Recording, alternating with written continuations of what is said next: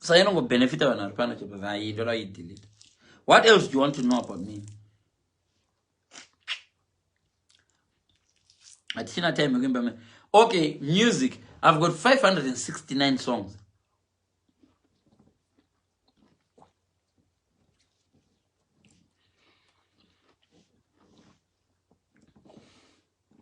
$569 songs. Yes, it's not a joke. And they're there on YouTube.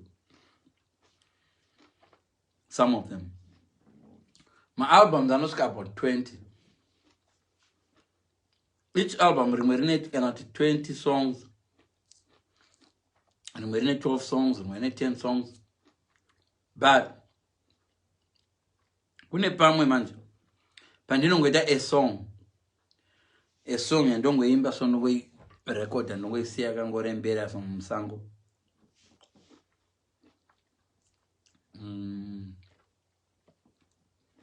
What else do you want to know? Kapetandi.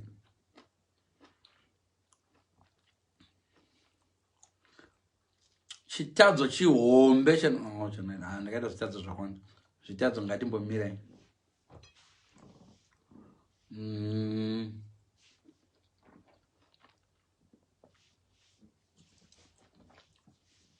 Thank you so much.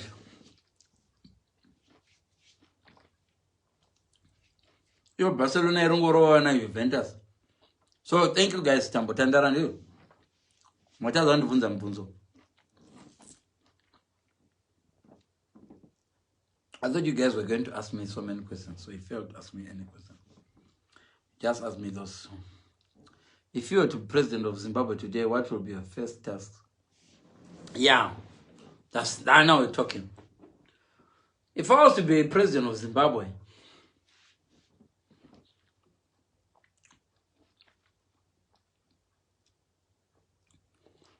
nasi ndabika fish ndatenga ndiro ere leo ndinochinja kitchen mangu mamune mama kafana mbelu pando ma plates andatenga na sasa ndakushanza ma plates akadai kitchen yangu yakutena red ndine kettle red so nasi ndabika zvangu fish ndadzan putsa recipe I'm saying nera mbopindura muno if you were to be president of Zimbabwe, the biggest task andingaita kana ndiri president of Zimbabwe ndeyekuti kune system. Zimbabwe is a system. Politics of Zimbabwe is system. And I see system not changing that easy. You know, to my generation will change. So if you are president of Zimbabwe, you know, start the system. So if I was the president of Zimbabwe today, you know, the system in Zimbabwe. You know what I'm saying? Kutombo start kuti ndipewo 2 weeks to start the system. Vana chindi teacher chinyora manoso. This is what kubva 1980 kubva before ichiri Rhodesia muchindi budza system because vanhu vazhinji mukada kutonga nyika musingazive system. Vazhinji venyu muka moti toichinja Zimbabwe hauna chaunochinja Zimbabwe.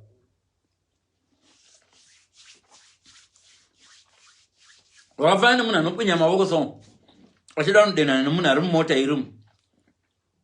Bozi munhu ari mumota maramba kumuvha mota yake. Uchikwinya maoko ndoda unomurova usingazivi munhu waroda unorova. Wona kuti uchivhura dhoo zimunhu racho rakareba kudai ndigoliath rine mitse akadai. Munoita sei ndo zvinoita vanhu vazhinji vanoda kuti hey toda kutonga Zimbabwe. Zimbabwe is a giant system. Haisi niyawo nyika dzese dzemuAfrica dzine system. Haungoti all right guys ndauya kuzotonga nyika. Ungofunga kuti ungangotonga nyika just like that. No, it's a system. So if I was to be president of Zimbabwe, first of all, ndinotanga kutsvaka nyaya dzemabasa. I would first deal nenyaya yekuti munhu wese ngaangowana chokuita. For example, ita zvakaita Tanzania vanhu vese vanoshanda. Vafana vese vari under 18 vane zvimudhudhudhu. Vanokwidza vanhu pazvimudhudhudhu vachichovha nezvimudhudhudhu. So everyone is almost earning something. But what I will do much, ndozama kugadzira education. kuzvikoro mabhuku achipiwa vana zvese zvichipiwa vana kana kuri kune nzara tichisahambaza tichivapa zvese porridge dziya dzaipiwa vanhu mahara. Sandotakula iyo education uku ndichitakula employment. Saka tobvura tichivhura zvinhu zvimakambani zvidiki zvehuku chadzedzo kungovaka imwe zikambani rinenge rine huku dzakawanda vachimeka sure kuti hadzibiwi. Because problem yatinayo kuAfrica kubiwa kwezvinhu, whether ndimwi munoshandapo kana kuti ndimwi munotonga kana ndiyani. Problem kuAfrica hakusi kuti maresources hapana. Problem kuAfrica kutogwa kwezvinhu. Unoona kuti papa kwamunhu ane gokoko regold achibuda naro ari 1 re265,000. Saka kana kuchinzwa baba kwaone gokoko iro kana anga akwanisa kubuda naro rachingoendera mahara because achingoenda muaccount yemunhu 1. Ndo problem chete iripo kuZimbabwe. So yeah, that will be the most difficult job. Kundita president na amemanipa the most difficult job. Because unowana varimo musystem vakagara mumusystem ndimi mpana uruda kudiwe ndazotonga nyika mpana uda kutonga nyika tiudzonoda itonga sei dakustopa corruption oza mpana tinokumamisa iwewe uda kustopa chi zvinhu zvakaitika usati wazvagwa mpana antowana. You can't just be there and say, I'm going to stop corruption. You can't do it. It's a system.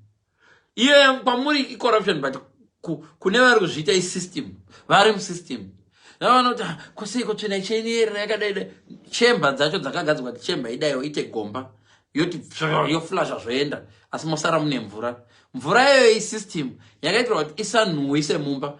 Mvura iri muchemba yaikangopera munhu wematsvina yese yamakadhota last week inodzoka ichipinda. Saka mvura inovhara munhu uchisapinda pamusoro. Vanhu vechiti musikazisei chemba yakabhedha. Vanhu vanobhedhesa chemba tsvina yangu yanga ichirovera ichizadza chemba. No, it's a system. Tsvina inofanirwa kubhenda so kuti chemba ibhende so mugare mune mvura. Saka tsvina yagara yaenda ichinhuwa sei kana yatoenda smell haichadzoki because mune mvura. Mvura ikapera chemba munonhuwa. So it's a system. So iwe unongoida kuti system iyi toichinja sei toda kubvisa chemba. It's a system. Pakaipa. You can't change the system. So if you make me president, I'm a one. Ndiri pama one chapa chapa. Inonetsa nyaya yacho. But ku system dzokona na Europe manje dziri a bit more transparent. And Trump anogona kungogara 4 years zakobvanza achipa. Next week chaito kunongeta tisisina Trump. But kuZimbabwe it does Africa shamara. Africa ukaona pachitochinjwa panotofa 2 3 or 4. Hazviite ngoti ungodza nyika taito iwa system yeAfrica inomira sezvo.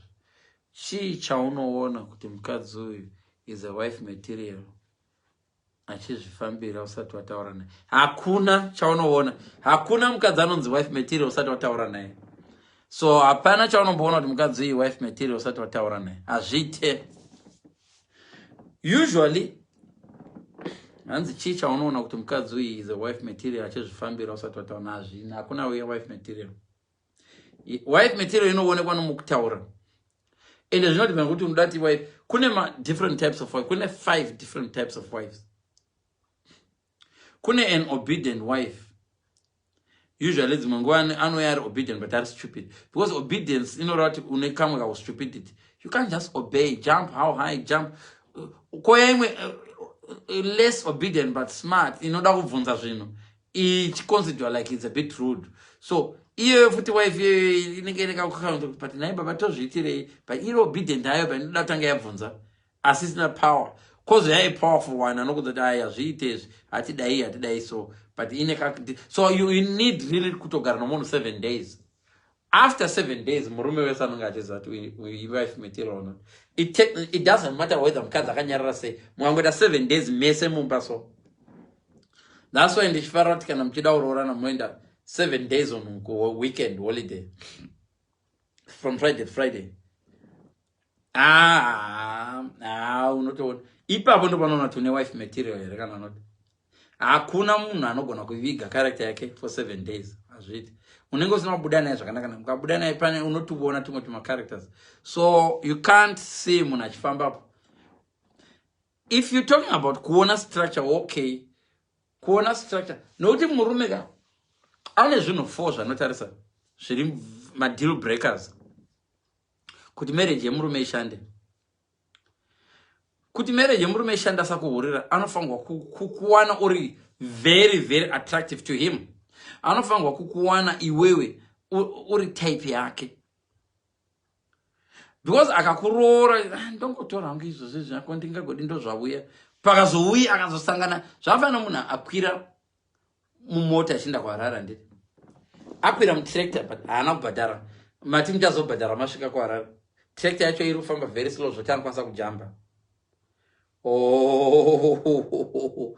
Ichiri kufamba iri pamakata giringiri anojamba because haana kubhadhara ka. Ferrari yoya anenge aona Ferrari iyo Ferrari kuyeyo obva jamba kuti Ferrari lift anokovateka. Ndozvakaita munhurume anofanirwa kukuwana really uri munhu yokuti haana reason yokukuhurira.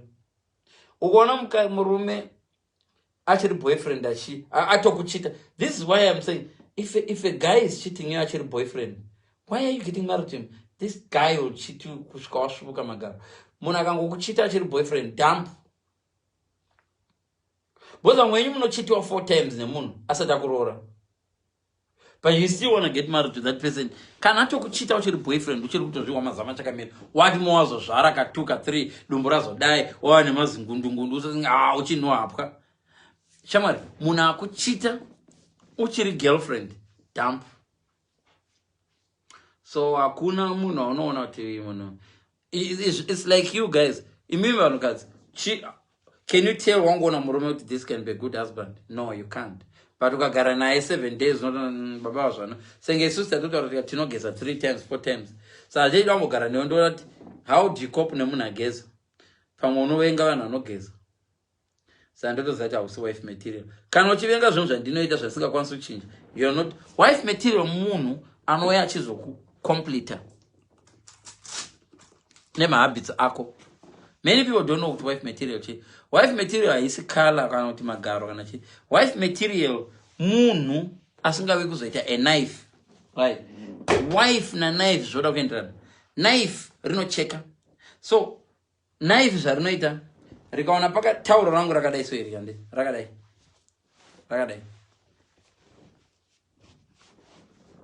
Knife rinocheka. Ichiri kukudisturb. Rocheka. Wife anocheka kuti kupakabata ndekupi kwabata kudai. Wife uko odai dedi bvisai ruoko rwenyu odai ndiye wife. Saka iwe kana une relationship muupenyu hwako cheka kuti une knife here kana kuti une wife. Munhu anachi rega folder stop gambling a knife. A wife anoyoti dedi makazvitanga rini zvamuri kuita. Is this your real life? Every time you go to gambling. See, therapy.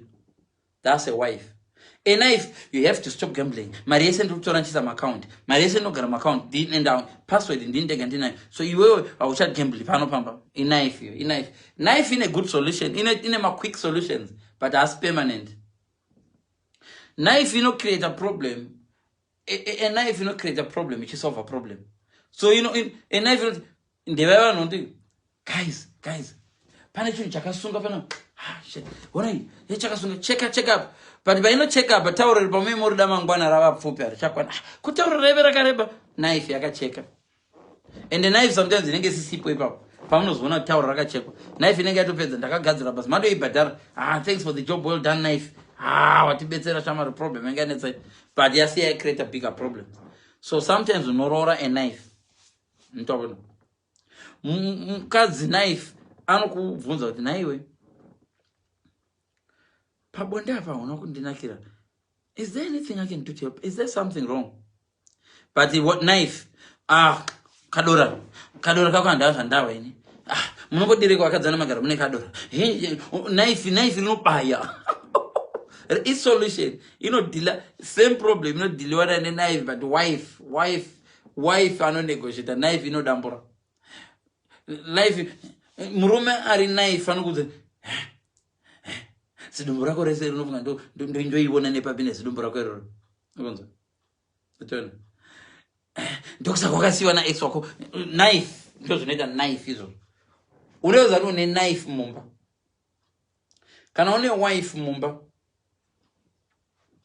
wife anoda kuona root of the problem dedi ndaita mistake she pane mari yanga iri pamusoro pefridge apa hapachina knife zvokubamba muno mafunga ndekwenyu kwamakakura muZimbabwe munoita zvenyu zvepolitics muna mubiwi muno ini mari yangu ndakaisiya pa nchitozati pane mari yangu apa yaindepi ando knife vese vari right muwrong wavo but knife inodambura ende padambugwa neknife panonetsa kugadzira kutotsvaka sewing machine obatanidza tauro but tauro harifira kafana so that's under divorce is like an amputation munhu akagugwa ruoko here anotorarama iwe achitorova stonyeni but panoda kunyogwa kana ainyorana right hapachafanani ndozvinoita divorce yakaita amputation ruoko gwakwara chingogura kutogura nechekuno musagura apa togura nechekuno kutosunga uko sachioko chachidiki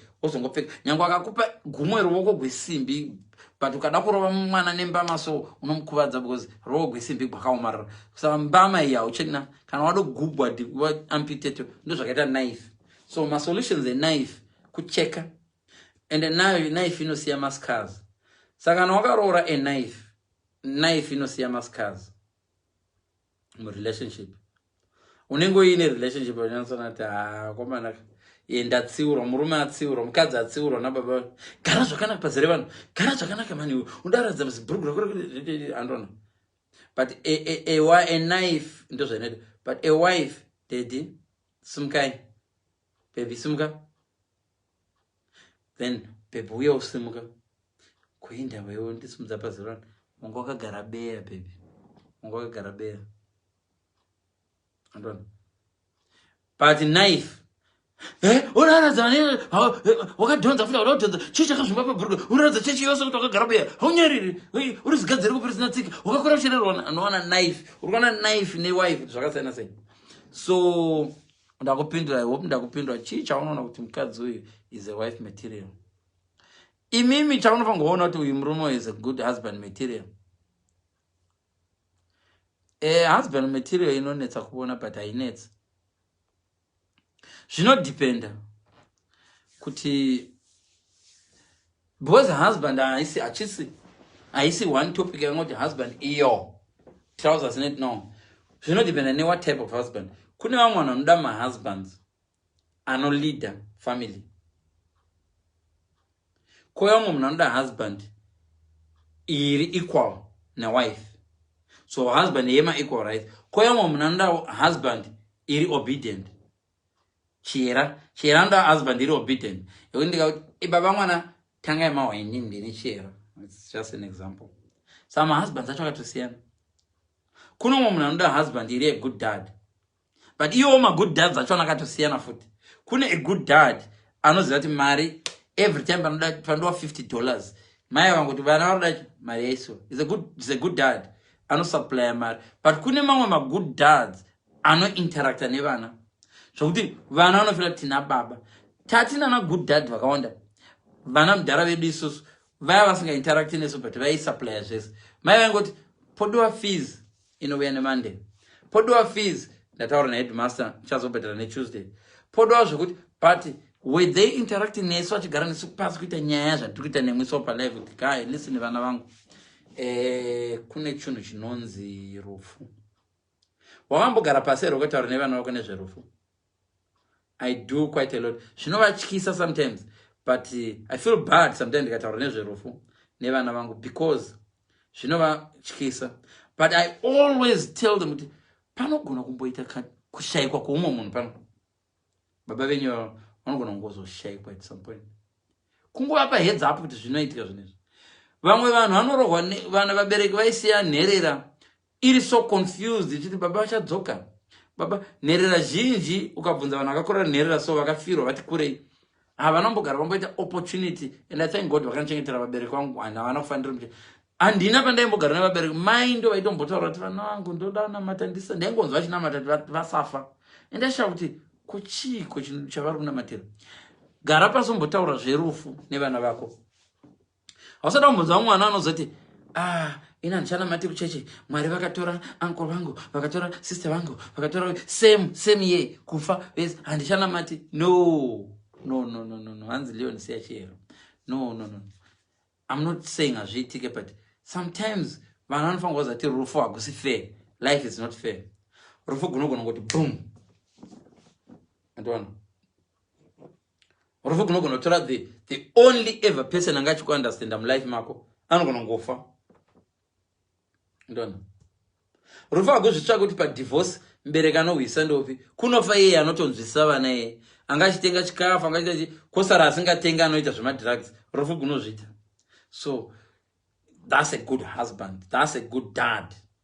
Kuno a good dad, I'm always there. Nda benka mari, I've left mari vana vangu kana so far, but ana kana zivo yasira vana. Okay, mari yacho mozoite inayo kana ndafa Antoni. So my good dads achaka tosiyana. Vamwe vanhu kana vachiti it's a good marriage vanoreva sex. Be very careful kana murume achiti I'm happily married. Varume kana vachiti I'm happily married vazhinji vacho dzimwe nguva vanongora kuti ndiri kuguta bonde. Mukadzi anondidya and inomudya and tinonakirana. Sometimes ndizvo vanoro. That's you need to be very very careful. Good marriage yemukadzi negood marriage yemurume zvakatosiyana. Sometimes. So dzimwe nguva munhukadzi anogona kuti ukanzwa munhukadzi achiti I'm happily married. Umwe wacho andanzindisane nawo anachera. Kureva kuti murume wacho anoita sengakadyiswa. I'm happily married. Ukanzwa mukadzi achiti I'm happily married. Kureva kuti akaroorwa nemunhu uye anonzi mustriti nevanhu idzi dzakadlisiwa idzi. Muri kupi? Uyai kumba. Taakumba please. Uyai kumba kwasviba. Guys, ndozokuona guys. Mozongonditextira maresults kuti Manchester yawina here guys. Mukadzi wangu akundishedza kumba. Vanosara pavoti dzakadlisiwa idzi. But uyo yamushedza kuti I've got a good husband. So before wafarira kuti uri good husband, check out ariko kuti good husband wacho arikushandisa macriterias ape kuti good husband, because zvine madefinition akasiyana. Isusu vangu kwanza vachiti mukadzi akabatana uyu pamwe techireva garo, but umwe munhu anoti mukadzi akabatana chireva kaslimi kasize 8 akamusikana kakabatana unzo. Vamwe tikati mukadzi akabatana vanonga chireva zamu rakadai mukadzi akabatana riri zamu rakadai. Vamwe vakati mukadzi akashata vanonga chireva face. Vamwe vanonga chireva mukadzi asina. Vamwe vakati munhu ana shape, hakuna chinhu chinonzi ana shape because round is a shape as well. Trapezium, whatever, my shapes and on. So we need to know kuti vanhu vane ma definition akasiyana vachidiscover chimunhu one. Vanomuti phone yakapenga iyi. Phone yakapenga iyi. Umwe anongoti phone yakapenga anenge achireva camera. Sometimes ukanzwa munhu anopraisa Samsung. Sometimes arongoipraisa pacamera. Samsung ma1. Vamwe vakati iPhone yakapenga tiri kureva security. Ndikaisiya apa haupinde muiPhone mangu. So we need to know kuti tiri kubva nekupi tichienda nekupi. Saka hanzi mataura point yandanzwa apo. Thank you. So I'll start securing food security. And on I'll make kuti a country tiri kuguta from our farming. No, whatever mistake anokaita president, food security is fine, but you don't have kuva so tichitoda kuguta from our farming. It doesn't have to be our farming. As long food when wachiguta, do you care where the food is coming from? Leadership. I will make sure a country guta from our farming. Because what is from our farming? Garai matura nezvino. Kana kune nyika yakarima inotengesa chibage totora ndo zvaita kare Zimbabwe yaide GMB Grain Marketing Board yaitenga chibage cheKenya chelo chinopuwa ng'ombe kune dzimwe nyika vogara vanacho vakachistore just in case. Hakuna kunaona vamugabe vaiti munhu wese avhotera zanu tokupai chibage chelo chiya paro patakambodla sadza reKenya rataiti Kenya rere ndo zvinoita hurumende iri organized. You don't have to limit kuti I'll make sure kuti tiri kuguta from our farming. Saka veku South Africa vakafamba vakatikunda hauchadi kutenga food ku South Africa. You just want our farming. Urikuona zvandiri kutaura point andure. And saka if I'm president I'll also be Minister of Agriculture at the same time. Watokoniwo. Because kana uri president you can't be everything. Don't mistake that I'm Africans majinji. If I'm president I'll be Minister of Agriculture. No. Education kwavana na fei chungu, kwavana na songa be vachitonga zvavo, vachiuya vachicheka zviri kufamba here, zviri kufamba here. You can't be everything. Ndo mistake inoita ma-Africans because unoda kuti uve ku health, vice president ndiye, health and minister ndiye. Handidi kucriticize zvakawanda. Ipa vanhu vamonite but vachiita zvinhu zvavo, ende ipa vanhu vanofita. Isa munhu anofarira bhora, anoziva nezvebhora, womuita president. Torai Alois Bonjira mumisa ku-Minister of Sports. Muona zvinhu zvipavaudza because akambotambira Zimbabwe. Anoziva kuti pavaimboenda vachinovata musango, vairumwa nemamosquito, wanzwa kuti maplayers ese chakugadzirai mamosquito net. Kuti dzakapengedza, dzakamboirarama nyaya. You can't lead people where you've never been. Vazhinji vanoda kulead vanhu where they've never been. Unoona? That's why vanhu vazhinji vachiti president anofanirwa kuva nomukadzi. Because kuva president kwafanira kurana musha wako. Kuno mumwe munhu anonzona dziri kukona kurana musha wadzo chacho dzazotadza. Ya dzokutadza. Anochiti kwadzibona dziri kuhurigwa eredzi. Zvadziri ngohurigwa wani. Zvinokaona uchihurigwa ungazobata mbavha dziri kuba madiamond. Iwe uchihurigwa nemukadzi uri president ungazobata munhu ari kuba madiamond. Antoine. Ukadaita Minister of Mines, iwe usina uchikwera uri kuku. Handikuona uri Minister of Mines anditi. Asi uri kukwera uri ku White House. Madiamond anopera kubiwa nevafana vari kumaita ivo vanhu vachimaba. Tsvaka munhu we-Minister of Mines. That's why sometimes nyika inenge kwino chaikwa nemasiyaiwo, chino chirikwa nemasiyaiwo, chino even iwo masiyaiwo chaiwo haazivane. Pese paari kushanda anongofunga kuti pamwe musiyaiwo. Ndo ukatarisa Zimbabwe yese, munhu wese ari muZimbabwe anongofunga kuti idzi dzingangova dzimusiyaiwo. It's a method, it's a system inotoshanda. Saka iwo ukaziva kuti munhu wese anogona kunge ari siyaiwo, wakucha, you live in fear. So it's a system. Saka iwo ukada kupinda manje musystem iyi uri blind, usingaziti kune system yokuti kune masiyaiwo nechichi. Unongopinda uchifa next week. Because zimwe zichati first yakamumaka we. Kwari kuitei. Hauna anoya kuzokuudza because hauzivi kuti kune chinhu chinonzi masiyaiwo. Basa ra-intelligence. Nderechinechi.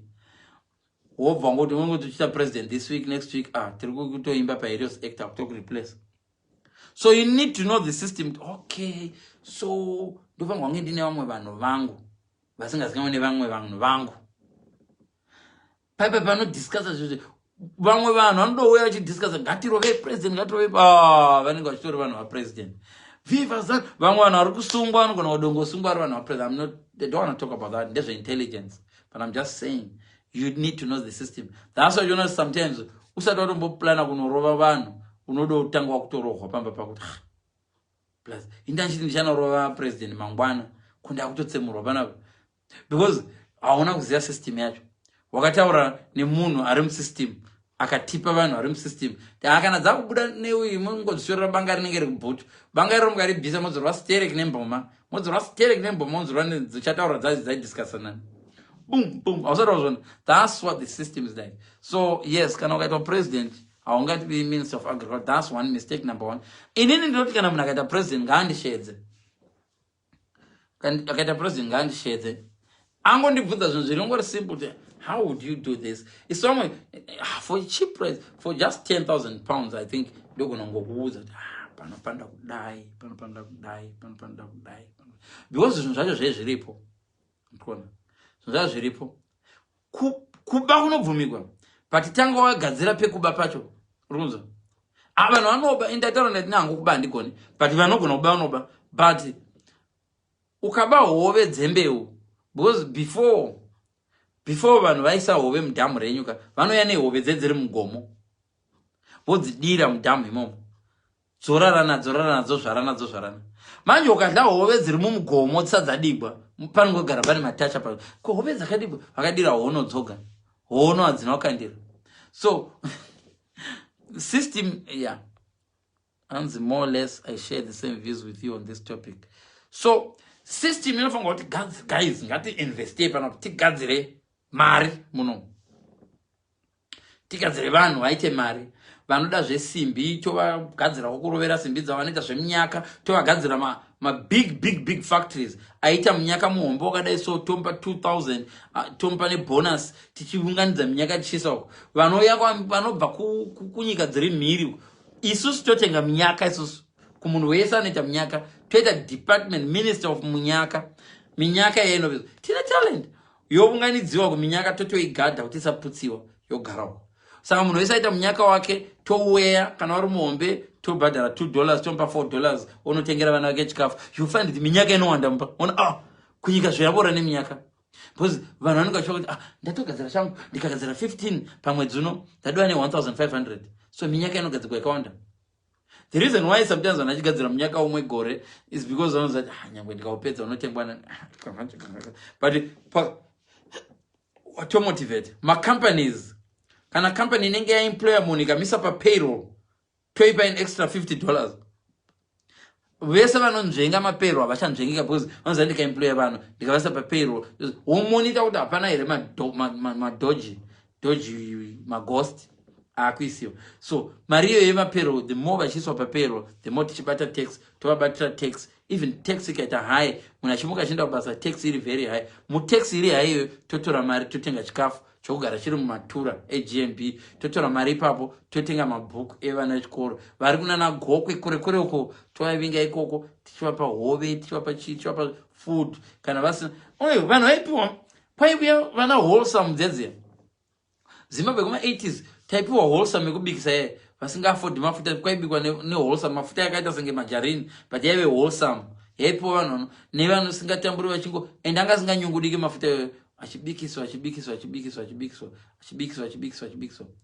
Murume hahwiniwe, anzi varume havaziva zvanoda. Vanhukadzi ndimi musingazivi zvamunoda. Nosta. Vanhukadzi ndimi musingazivi zvamunoda. Murume hahwiniwe nezvinhu zvaunazvo. Murume hahwiniwe nebhodhi yako. Murume unomukwezva nebhodhi, but you can't win him nebhodhi. Because vane bhodhi vakawanda. Moment yanenge ari pamusoro pa TV pakadarika musikana kana anozosara kutotunda achifunga munhu ari pa TV. So you can't win him, but you can bring murume pedo nebhodhi yako. Another mistake inoita vanhukadzi, murume hahwiniwe nekumitiswa.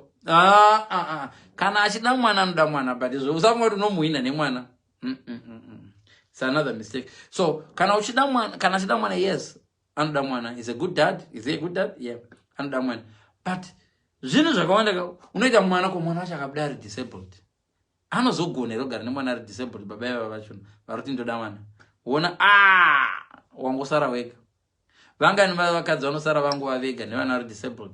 Murume akatodisappear. Kungotiza anokutsvakira imwe excuse. Vanonyazoona kuti baba iresponsibility yavari kutiza yekusara nemwana achingochema. So varume vanoziva zvavanoda stereke. But isusu vanhu manje tisu tinofunga tinovaziva varume. Ivo varume vofuta vanofunga kuti vanoziva vanhukadzi but havavazivi. Are there any signs you see while he's dating? Those are any signs you see while he's dating. Those are his true colors. Yes, kwete his newewo mukadzi.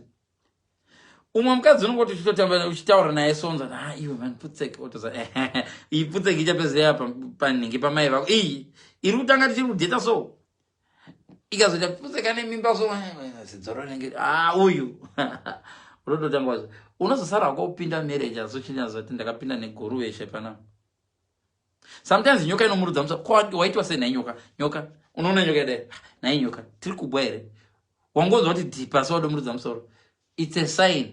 Iwo kazoramba uchitamba naye nyoka irege yakadero ichazomurudza musoro murima iwo usingaivoni gumbo rako roenda ikoko yoruma. So nyoka inyoka. So these are the signs you need to see pamunhu kuti uyu munhu even varume vanokuroora vachizokusiya iveve unomuona unoziva kuti murume akauya kuzara ramba kwako kana uri single mother unogara nemba yako akauya kuza kuna varume vanogara vako pawarning but hamudzioni warning dzacho. Murume anouya ramba kwako achingopedza kuti thanks achipedza kutunda uyu anopfeka jaketi ndozokuona mangwani and you then end up wototsvaka murume wotomuitira mwana uchifunga kuti achagara ari kukutiza nhumbu isati yatomboitika nefirst night. No, I'm a busy guy. Murume anogara nomuona apedza kudera nokumbundikira asina kudhakwa. Vamwe venyu vanozvigona vakadhakwa. Murume unofanirwa mujaji asina kudhakwa. A keeper. akarara nei wakapedza anokubvunza do you want tea, do you want coffee, kana umvisa do you want tea, do you want coffee, uyu anenge keeper. Mbandisende vatewe kunoenda nguweko. That was so nice. Unasiwa nemakombi uchikoti unasiwa nemakombi ekupedzera kupera na half past 10 iwe but I want to marry him. Musoro nenge benzi unoda kuti marry munhu ari kunokuratidza kuti iwe iwe uri kuti that was so nice nasesengerina iwe tokudza mazona makombi achipera kombi Baro, Baita Nobune, this baby is beautiful. This baby is beautiful, go better when I beautiful. So, Zaro pass, that dog no more. Mass signs I'm known about memory, love, in a tender them, so rocket matavi. And the cheating is the current relationship. Cheating in the current relationship, unfortunately, no one is prepared to fight it. In Zoga. Cheating kana uchida urona nemurume asingachiti ngarege kukuchita achiri boyfriend. How do you find out munhu anochita boyfriend? Ndakakubudzai atingadzokere kulive iyo, but vazhinji venyu unodanana neboyfriend inochita uchitonyengwa nevamwe varume so nduri a bit more serious uchitovaramba boyfriend nyanzona ai boyfriend iri kuchita boyfriend the way anonogeza achinogeza kadai iPhone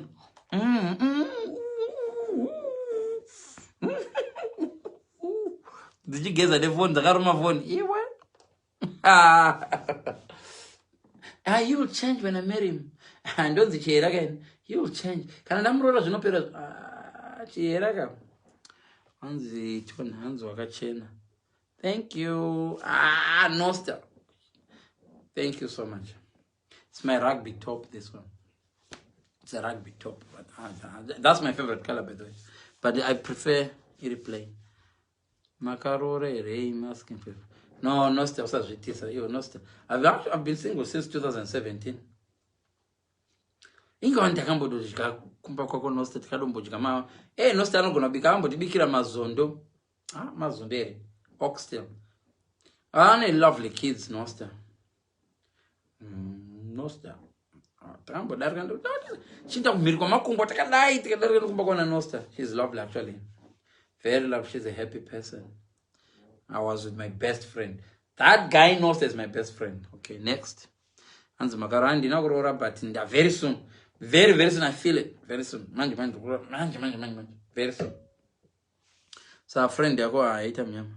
Very soon doro. Anzi, people say wife material is a very humble woman who tolerate every shit you do. No. You see, those are narcissistic people. That's that before Munako that this is a nice dress. Check out iye anopfeka madress akaita sei. You can't just go to the nokuti mining what it's a nice dress. Mining what it's a nice dress unotowana vaka bend up. Sa dress racho kana rasvika baraka bend up. Ivo but rakanaka kwa it's a nice dress to them both vaka bend up. Murume akabenda pfungwa anoda mukadzi akabenda pfungwa. That's wife material. Unochinja wobendesa pfungwa dzako wanga uri straight, wobendesa pfungwa dzako kuti ufite murume. Izvo vamwe varume vese before once this is a wife material. Zvibvunza kuti wife yani. Wife material ya president, ne wife material ya house girl, ne garden boy, ne wife material ya Fidzo, ne wife material munhu ari kuZimbabwe yakatosiyana. Wife material ya Fidzo ari kuUK. Skills akaita sokuti kugona kusenga mugomo, kugona kuchera mvura, kugona kuchera mupfudze, kudiridza mugarden. Kana ari good wife material kugokwe kuno kuUK hazviapply because hatina garden idzodzo. Kuno wife material munhu wokuti anomanyere kumashops achinotenga chingwa. Kana kuti avana kutozola chingwa mangwana ndabva kubasa. Kana kuti wife material zvatosiyana. Vamwe vanhu vari kumuka vachinochera mvura na 4 am. Muno mutine vakadzi vanoramba kubva upstairs ngonotora cup downstairs kudirira murume mvura yekumwa. Iyewo murume anotadza kunotorera mukadzi ati my throat is my throat. Murume anotadza kuti baby rega ndine downstairs ndinotora cup yemvura ndokuvigira. Kumusha munhu ari kubva kugoko akasenga mugomo 2 kilometers akasenga mugomo. A good wife. Muno same wife yavo yakunokana tape iri kure, go and do it yourself. The same person aitakura mugomo kugokwe ukamubvunza achikura aitakura chigaba vainzi kuchikoro muene mvura mutegoderitsa muaibva nechigaloni zvigaloni zvakanzi olivin. Zvigaloni zviya zviri popular zviya zvatakadzisa mabhanju zviya olivin zvigaba zvakanzi olivin zviya zvaitakuriswa mvura kumaruzevha. But kuno kumunhu mvura right now bedroom yangu and so bedroom ine tap ndisiro mvura bubble bath irimo zvese ingoti raendera water sweri. Una magaro famba mumba macho mauri imomo. Vamwe varume totya utonzwa usimbe chawo unoweta anowetera muchigubhu akararama so ndozoiteura mangwana ku UK. Asi kumushara ibuda runowetera seri kwembo chuo mote chichera chigaba kuchera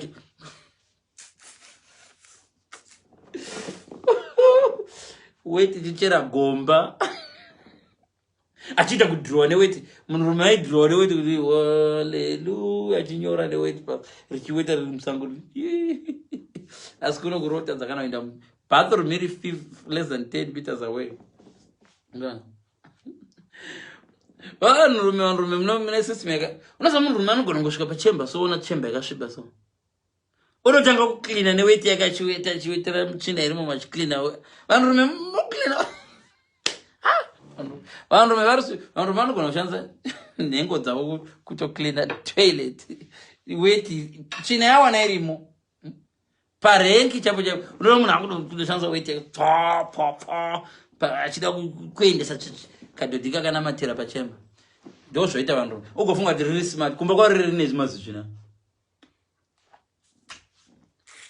Vanhurume guys ndambula zvinezvi vanosema musandarira. So what I'm trying to say is that before what I'm faced with iwe husband material check out husband rudzi kuma Muslim husband material munhu anorova mbijana anokurova neMonday asingazokurova Friday. But kwavari ndi husband munhu anofanga anogara katikwatura because culture yavo kukwaturana kana vachikwaturana ndona saka iwe unotora template yoti hausana kuzana chete kundirova akanga asati ambondirova saka abuse yacho anga asingandi abuse asati ambondirova vanhu vanongoti abuse kurova chete. Wife material yauri kushandisa template yani. That's a very good one. Template kana uchinyora essay kana uchinyora kune matemplates apply a job DSA or madam. But hauti DSA or madam ngachitozati manager wachomukadzi unobva ngo dear madam kana kuti dear Mrs. Serenso. So kana iwe uchizati munhu uri kuapply a job murume you don't have to say DSA or madam. Iyo company yacho yevarume chete unenge uri stupid. Ndio zvakafanana nemarriage hauti DSA or madam iwe uchizati yapi mukadzi wauri kutsvaka. Kana uri munhu webhawa uchida mukadzi wachazoenda naye kubhawa unogona kuti wife material mukadzi wangu ndo mwana wife material chaivo. Isusu anafidza tisingamuchiti I've never tasted alcohol. As it hands people say wife material is very harmful. No. It is some people. Okay. What other question do you have? My spiritual brother from uncle. Mukadzinza is uncle signores. What's even that? Signor, what's wife material? Signor ndokuzvati inini ndoda mukadzi wokufleta naye tichiya zvinhu zvese but chingofleta. Signor vachataipa pavanokudza vanoda mukadzi wokufleta naye. Signor wenye akafletiwa naye no wangu nono saka guinea pig ramoda kufleta naro ndirani no.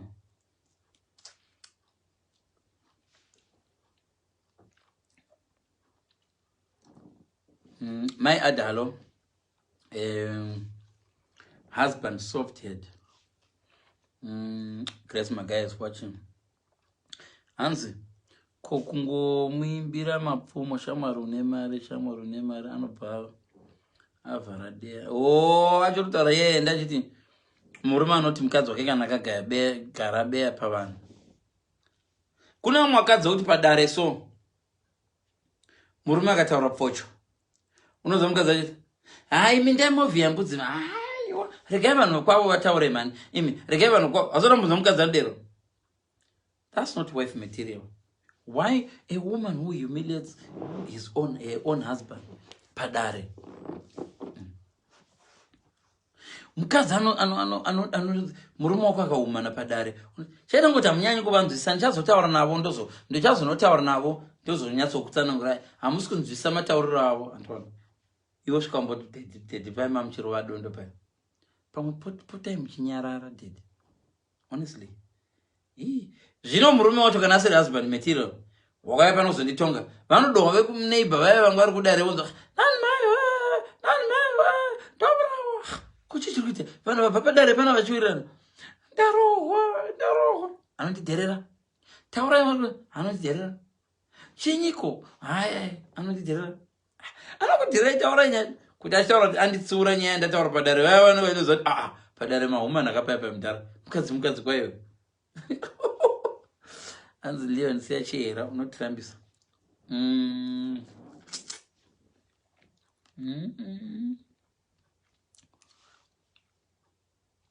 Baba, munofanirwa kubhadhagwa yemi. Munotaura gwinyiso. Thank you. Naitaura kuti ndaraka. My ideas now atina ma resources. So Hanzi tuona ndakubva pano Leon andinanga precious Vimbai uri muchera here.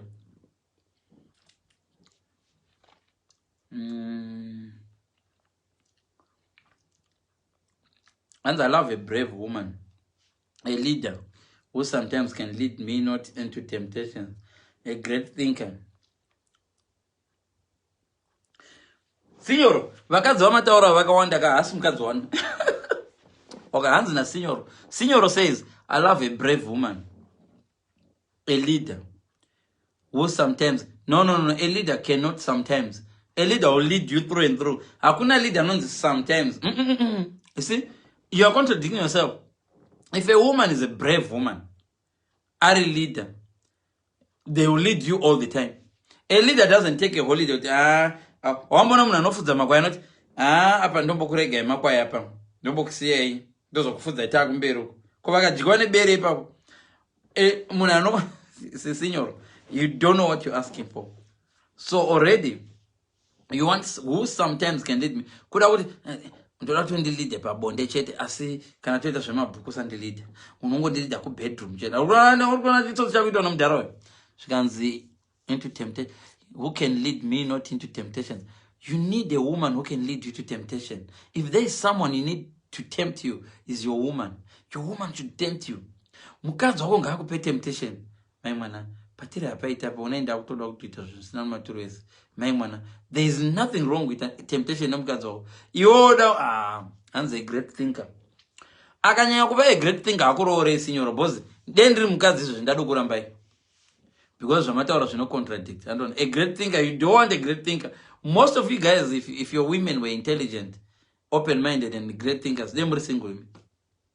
The reason why is because they're stupid. They're not intelligent. Imagine the way I'm analyzing this statement. Okay, you want a great thinker.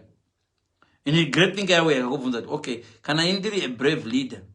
Why should I lead you sometimes? I have to lead you all the time. Oh, you want to improve my a great thinker. Intelligent, open-minded. You see?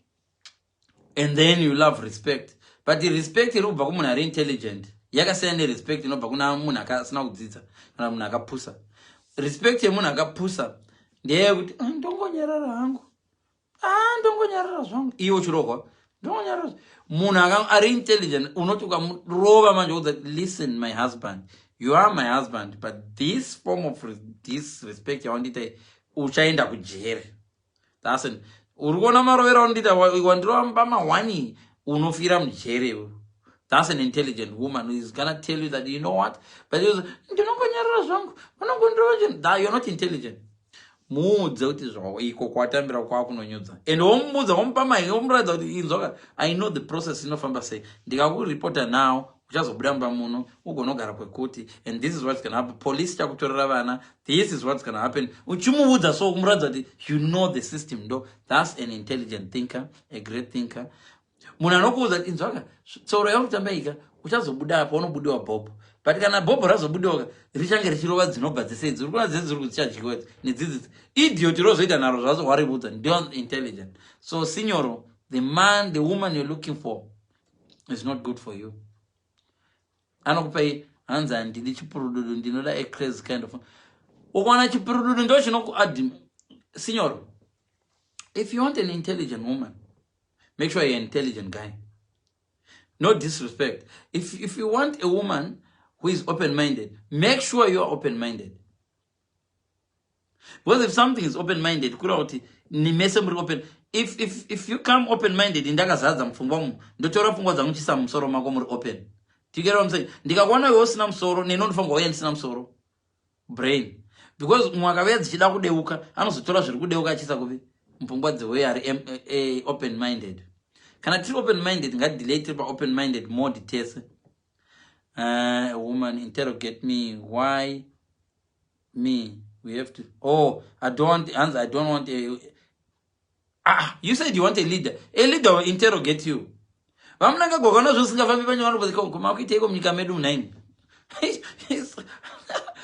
leader. You wanted a leader, a woman who is a leader. Oh, she will interrogate you every day. If your woman is a leader, I'm not going to go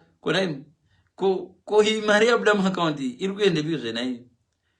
Thousand, I don't want a woman. I want an intelligent woman who is a leader. But you do Maria Fambase. My leaders are not good name. Budget a go, Mede Maria Shota, Yagainda copy. 15 billion copy. No. Sagatsada and Agure. Signoro.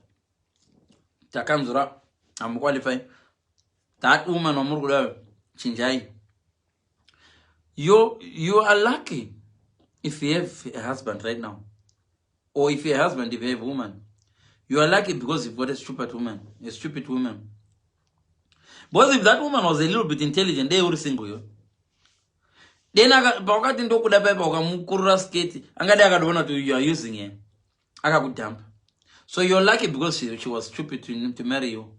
So if you're criticizing, those are now did here I took 50 years now. Then I can go to Zizi.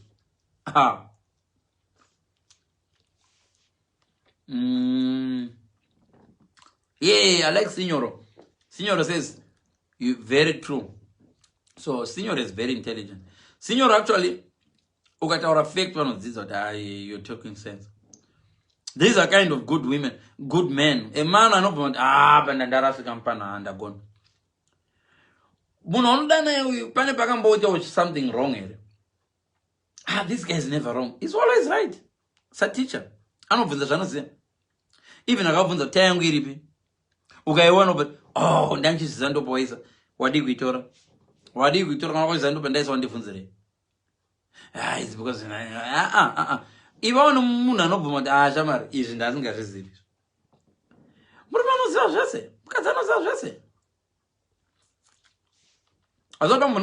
I know. What about she said, I know. What don't need to people? What do you know? Pizza. And what I know, pizza story. Tangwandi, one pay hint. So I don't know, so cannot mirror hint. Drive, forgot that.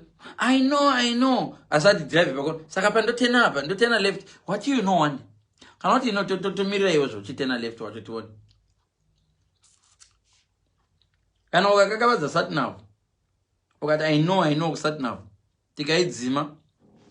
Says a light after 2 dollars that Coposco Dichi. What do you know? Just I don't want relationship. I know I'm the leader. Zamira. Oh, come. Karajogati. I don't know when I teach this I made so.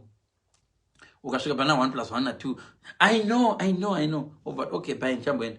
Oh, excuse me. Can also shikapana long division. In long division, when I use easy. I don't know. There was a kaka method. Long division. 20, it can't carry one, utoro one on your pass. That one, why on no, chum this over. Okay, I know. I don't go pay there. What, carry. Don't know. So, and the substitution by elimination, tell them, Pamwanga Terror System Intelligence.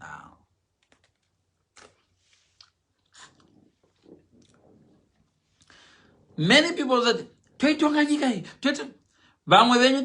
another day, sometimes, my president, president, I ain't going to go holiday, I ain't going to China for 2 weeks. What? Oh, Chimpo Tonganyika. I own a matter of big. You want to Tonga, you don't have a zero Rosinga City, Rosinga system. Nika zero. Nema gear. I was eating my breakery puppy. Right now, we're about to go with the president tomorrow. Mozambique attack who else on Mammy Sana name. Automatic army is on Zimbabwe was watching it Akuma places happy. Asuda no Tunganyika. Austin was here. Vava no Rutunganyika Vakamboita, owned one was the Kuripaka Chereba put. Cherokuma 1970s Zimba put one of these over the Cherep. One day Gatangano gonna chief Gunyo. And the Ziruma plastic is Naganaivu. Saka Fuchi was never. Anyway. System ongango drive is rory. That a country is like as a big rory. But muzirori momo kati shades away sus tinoziva road yakuzvishavana. You know ziva rory yako, you know how to drive it, but the road yakuzvishavana easy. Sandika kuza kana washuka pa kona pane zidombo ndinobva kuzvishavana ndindokuudza. Ndozvikaita nyika. You get me? So I want to talk nyika yonfongo utanga kupinda mu system yacho. Hoziyo system. You know, my system, I'm not running system.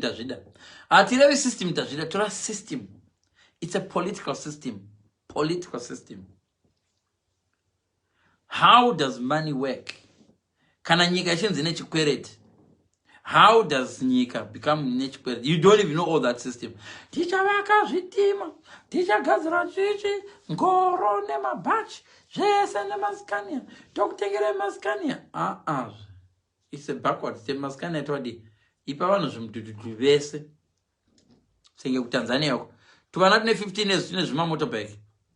Tuno do chino do mega marine a day.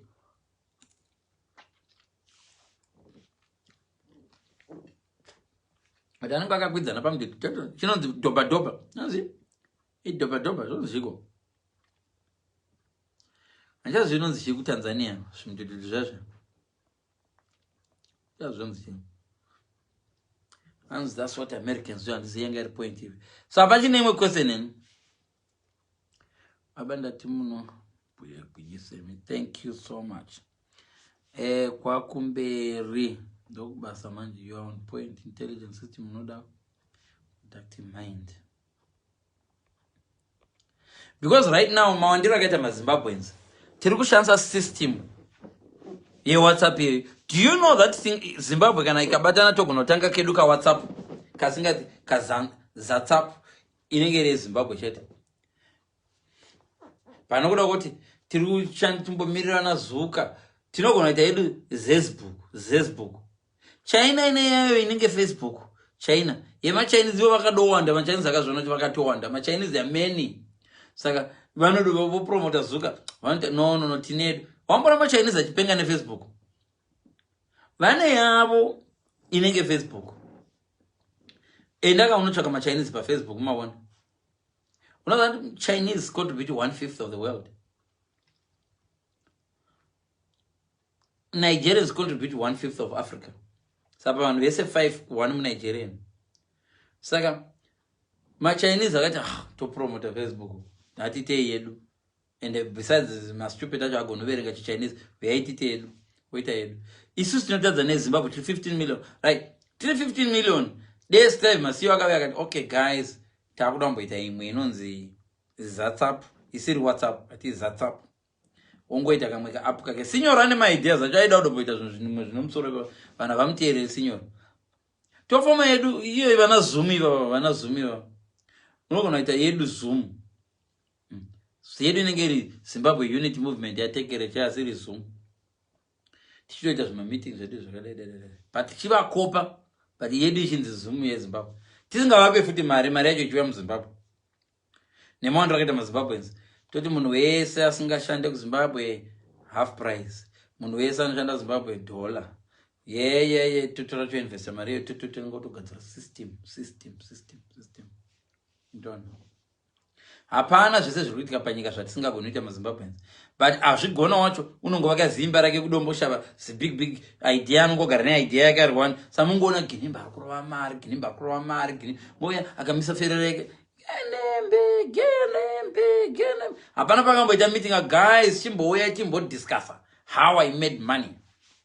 Guys, utoba manga chikoti, hai toba mvuma kupusisa. Satamboya akatodza kuti okay, kuti ndizodai. Muzimba anenge achida kungorogara ripo. Vacho vakabudira vari chivotanga kutukana, Toba matuka Ginimbi atuka Toba matuka Ginimbi. So the big iste chiuchira mavoko tiri kwa Ginimbi, tombo uchira mavoko tiri kwa Toba, tichiuchira mavoko tiri kwa Ginimbi. Basa riri kuuchira chete. Vachidla mari dzavo.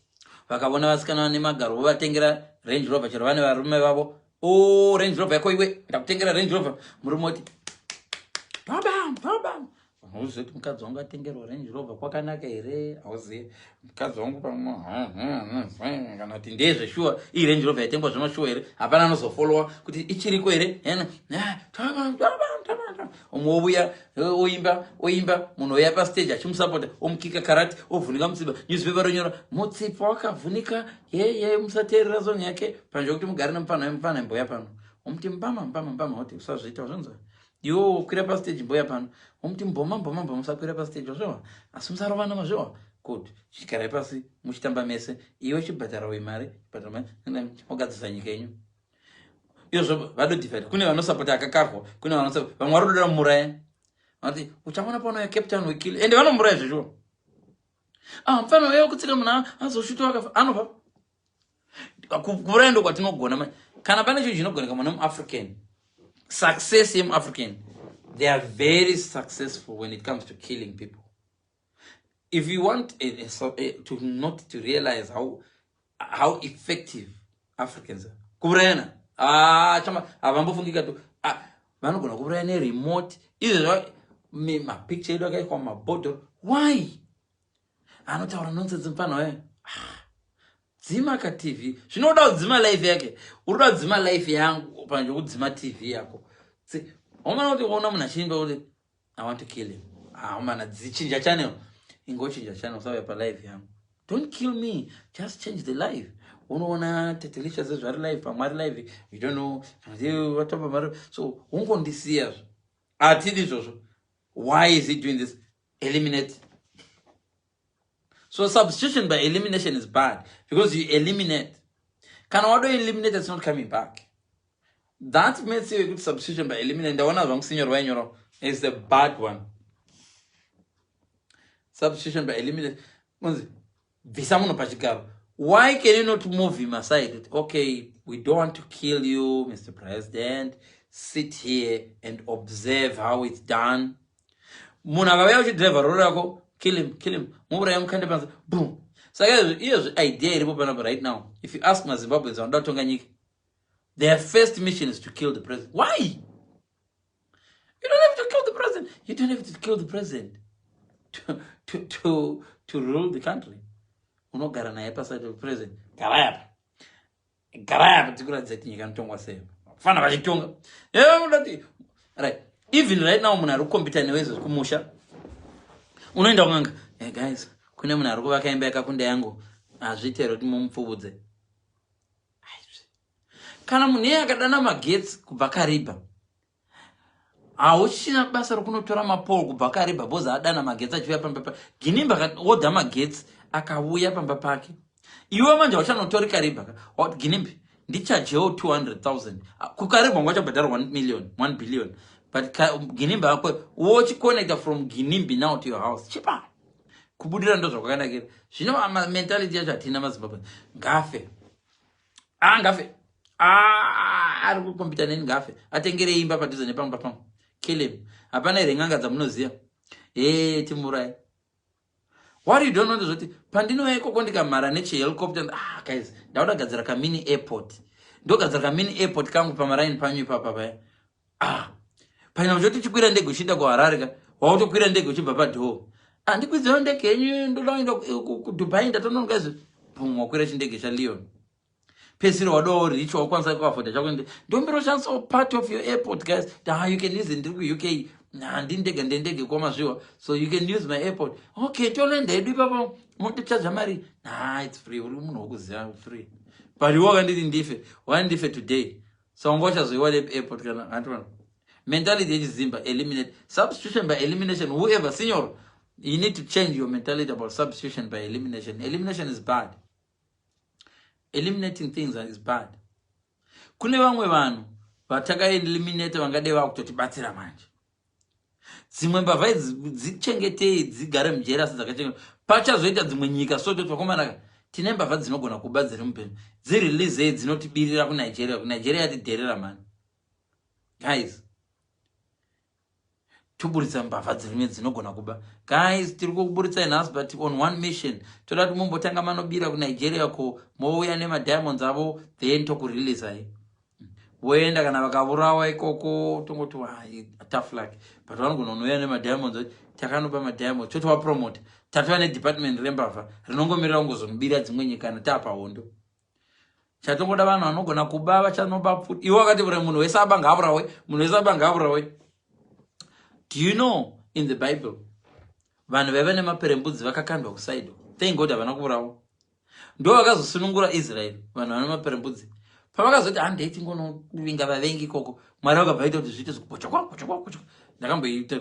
And those people ran away vachingoti army yeku Egypt. Izvo vanhu vanga vane maperembudzi vanga vangoti hatifambei takadai. So nyika ikaona rusununguko nevanhu vanga vari ma-outcast. Be very, very careful nevanhu munoita ma-outcast. Anzi murume hauine nehasha, right? Our intelligent women can identify a good man and she doesn't stress kudzikamisa benzi ramu. As soon as you talk about kudzikamisa, you are not talking of an intelligent. A relationship is not a handbrake. A relationship is not an accelerator or brakes. A relationship is not driving. Ukaona une pfungwa dzokudzikamisa munhu, you shouldn't even get married to someone uchadzikamisa. Ingonorora kadzikamazve.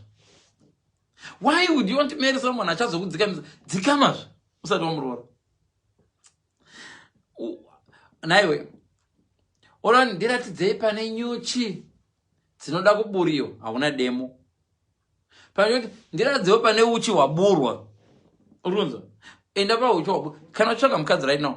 Right now I'm looking for a wife. You want a wife who is almost perfect or completed. Haudi munhu achazoti ndoda munhu achazodzidzisa bonde ndega. Iwe une 50 years. Womudzidzisa bonde une 50 years rotanga wamunakidza iwe usina energy. Ozokuurira. Uruda kutora mwana ane 24 years womudzidzisa bonde iwe hauna energy yacho. 2 weeks later msanangu yenia iwe wamudzidzisa bonde. Saka zvino makandiratidza msana uchaite mwanangu. Auchaite mwanangu asosaura kaura ndokura. Wakamudzidzisirei?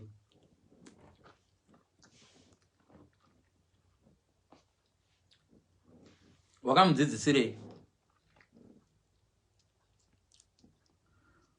Waimudzidzisirei? So let's read things zviri kuno. Chokwadi chemahara ko my spiritual brother. Thank you, Signora. So blue is your favorite color. Yes, that's my favorite color. Very soon I'll get married. Right. I can't stay like this forever. I will get married. Dave, hey, Mkoma doubt on my shows. I don't know. You need to go and follow me. Mkoma doubt kind of any topic. Elder, vari pano nhasi tatsikwa naelder.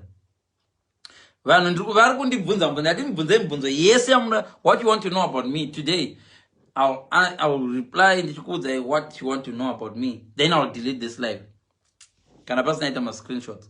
But I will explain anything you want to ask me today because andidona nozondibvunza ndiri pa live. Today live is not topics that tingoita uchindibvunza tatombotaura zve politics. Mwakandibvunza kuti what would you do if you were to be president of Zimbabwe right now? Ndikakupa a very good answer. And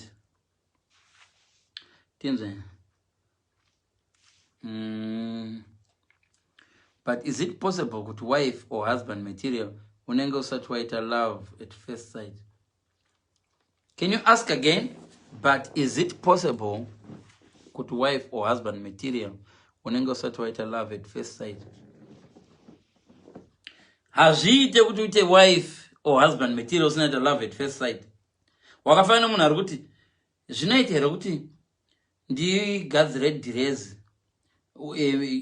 mucheka material wokugadzira dress ndisati ndauona at first sight. Hazviite. Kana uchida wakagadzira dress, maybe mucheka wakanaka uyu. Apa ndoda kugadzira Zambia. Uyu mucheka unoita kugadzira uyu mucheka uri boy. Ndoda kugadzira safari suit now. So you fall in love first sight. You're like, kana uri murume, that is. Kana uri mukadzi, it's possible kuti uirane nehusband yako usingazivi ndiwo future husband. Vakadzi, they fall in love later nekunzwa zvinotaurwa. That's why vakadzi vachinetsa kudana nembeveve. Mukadzi ndiye munhu ari very unlikely kuroora mbeveve, kuroorwa nembeveve, because women kana asingagoni sign language hazviite. Mukadzi haroorwi nembeveve hazviite. But murume mbeveve aisa magaro pambeveve, isa magaro nemazamba pambeveve. No, white wedding. Murume, go with what they see. Isa mbeveve yechirume apa, mbeveve yechikadzi apa.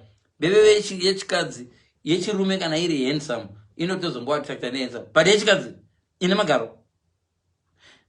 Murume ndotokudzai. Murume bhebhe rakabatana risingagoni kana shona. Unoona ari pamusoro pari. Koma sama negotiate say, iwe ndarichonya. But mukadzi mukadzi anoda kutanga anzwa. Saka mamati kudii?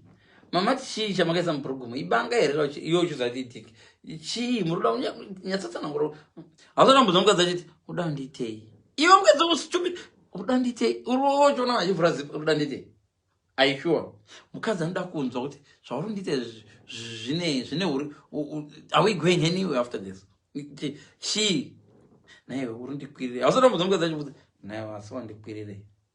Vanhu vemunondite, imwe vanhu inonzi vanhu vemunondite kuda kutaura kuti ndinokuda baby, chawazii, thank you, wotobatirira voteke musoro pangu. That's why ndichikuudza kuti chi vanhukadzi munhurume ndokudza chidhori chacho kachigadza zvakanaka chikataura, unoona murume aroora chidhori, kuchidhori I thought it was a person. Kwakadi kutaura nacho handangonzwa chitefa body ndikati munhu abvuma ndikangochivatisa pambedhi ndikaona chifonyora makumbo munhu pamwe akadhakwa iwe worora nechidhori chakabatana handikuona mufirst goes gudo charo karigadzira kaisa magaro gudo wakavhara wakangoshevha kumeso rikangofuratira rikapfeka skate richionekwa magaro. Munhu andizopedza ndakarara negudo, please don't tell anyone. Ndeingoti munhu kwakadi kutaura naro ndangofunga kuti haritaurini naiwe. But mukadzi is very very likely a woman will want to know ndimwani munobvepi, mauya nei kwanza vati mauya nei arikuda kuzati wadhiraivha here, une mota here. It's a way of finding kuti unodhiraivha here, varuda lift, mauya nei. Ndauya nenzi kana ichi mauya nei harevi zvokuti wauya wakatakurei, aruda kuziva mota. Ndazouya nebhasikoro. Bhasikoro usiku wakadai. Saka unofunga kuti inini ungandikudza bhasikoro iwewe. Ndikazoita mwana wangu tikugara pabhasikoro. Mukwane mimi, you're not my type. Ndo vanonzwa ukana mukadzi wozoti you're not my type. Ataura newe. Mukadzi hakwanise kuzoti handisi type yake takamira so. Hazviite. Vakadzi ukanzwa mukadzi, listen, kana usingadi kunzi nemukadzi you're not my type, shut up. If you're a man uchida kuconfuse mukadzi, usingadi kuti mukadzi azive kuti uri type yake here, no, shut up. As soon as you speak, he's not my type. Not like that. Hey, madam, mama, he's not my type. He's not your type. He's not my type. Kochi chaitika. He's not my type. Ine maabvunzwa kuti une mota here akati ndi natural license. Ndovanobda type. Anyangwa anga nemhaso dzakati. Ndomudi murume asina mota. Handiri kuona manje. wazviramisa ndio. But mukadzi murume handina chero shangu chero bhurugu izvo zvibaba mwana ndaupfeka bhurugu inodomira kune vanhu vokuti haisi type yangu handidi mukadzi asina mabhurugu. Wakambonzwa murume anoti handiroore mukadzi asina mabhurugu. Unonzwa murume tonotenga mabhurugu totenga. Hai baba motonotenga baba shop dzakavhura ndomutengera bhurugu iye. But iwe enda kumukadzi uti handina pant uone kune mhaka musina pant mari kanga no I can't afford them. You're not my type. Ona mukadzi achirova pasi. You get what I'm saying now? So mvunzo wako what is it possible kuti wife or husband material unenge start waita love at first sight? No, vanhu kadzi havaiti love it. Vamwe vanoita. Of course kana vari munhu akangoita sachifitso kuna vamwe vanhukadzi vanoti I like his eyes.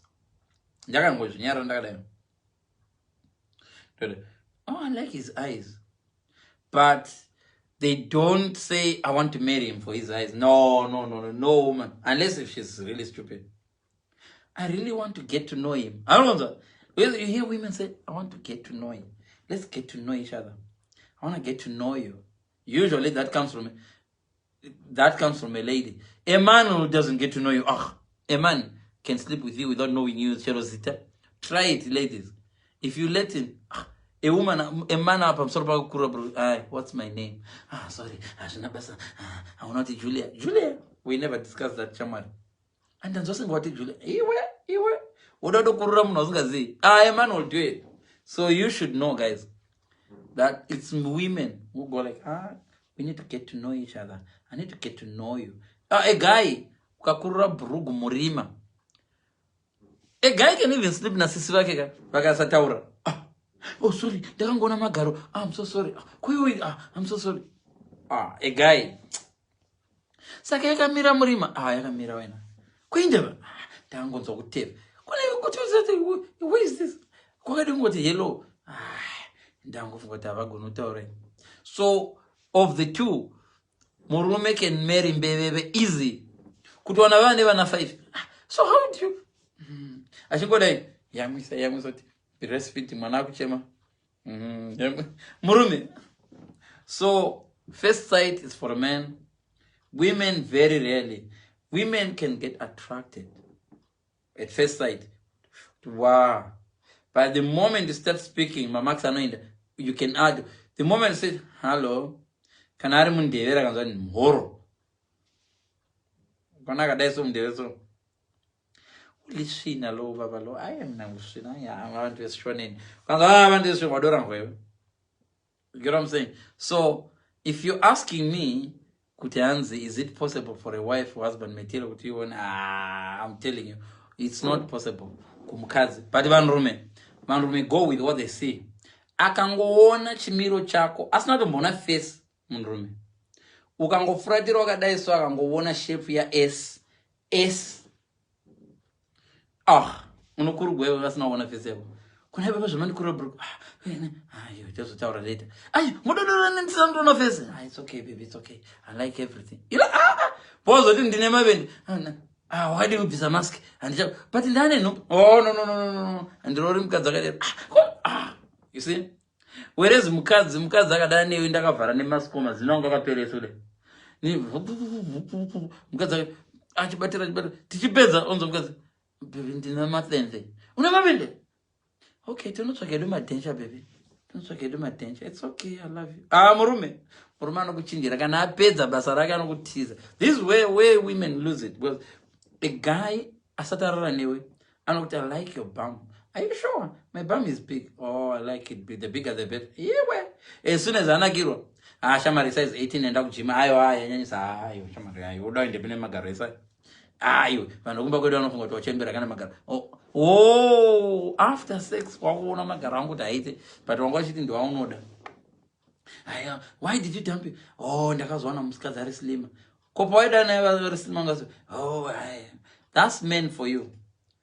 So you ladies should know. You should know that every guy loves you before he sleeps with you. Wakazomwana not arara ni wano kufarira bonus. It's very rare. Murume wese anoda zvinhu zvasati abata nazvo. Saka dzimwe nguva tanga wazvibvunza kuti chiri kutaura ndiyo here kandiye. It's so easy to tell if a man is talking iri iyo kana iri iyo inotaura. Listen, varume vanoti ona chipepe chakabatana icho ndoda kumbochiwa. I always say this statement pama live vangu. Varume vanoti ivo ona chipepe icho ndoda kumbochiwa icho. Iyo aroda zvavanoti ndoti ona radio ndoda kumboiwa. Unoita on shop. It doesn't necessarily mean that you're gonna buy it. Unaiplaya mushop ndoda kumboiwa re. Song iri kunakidza ndichitekete but base arisi kunyatsobuda.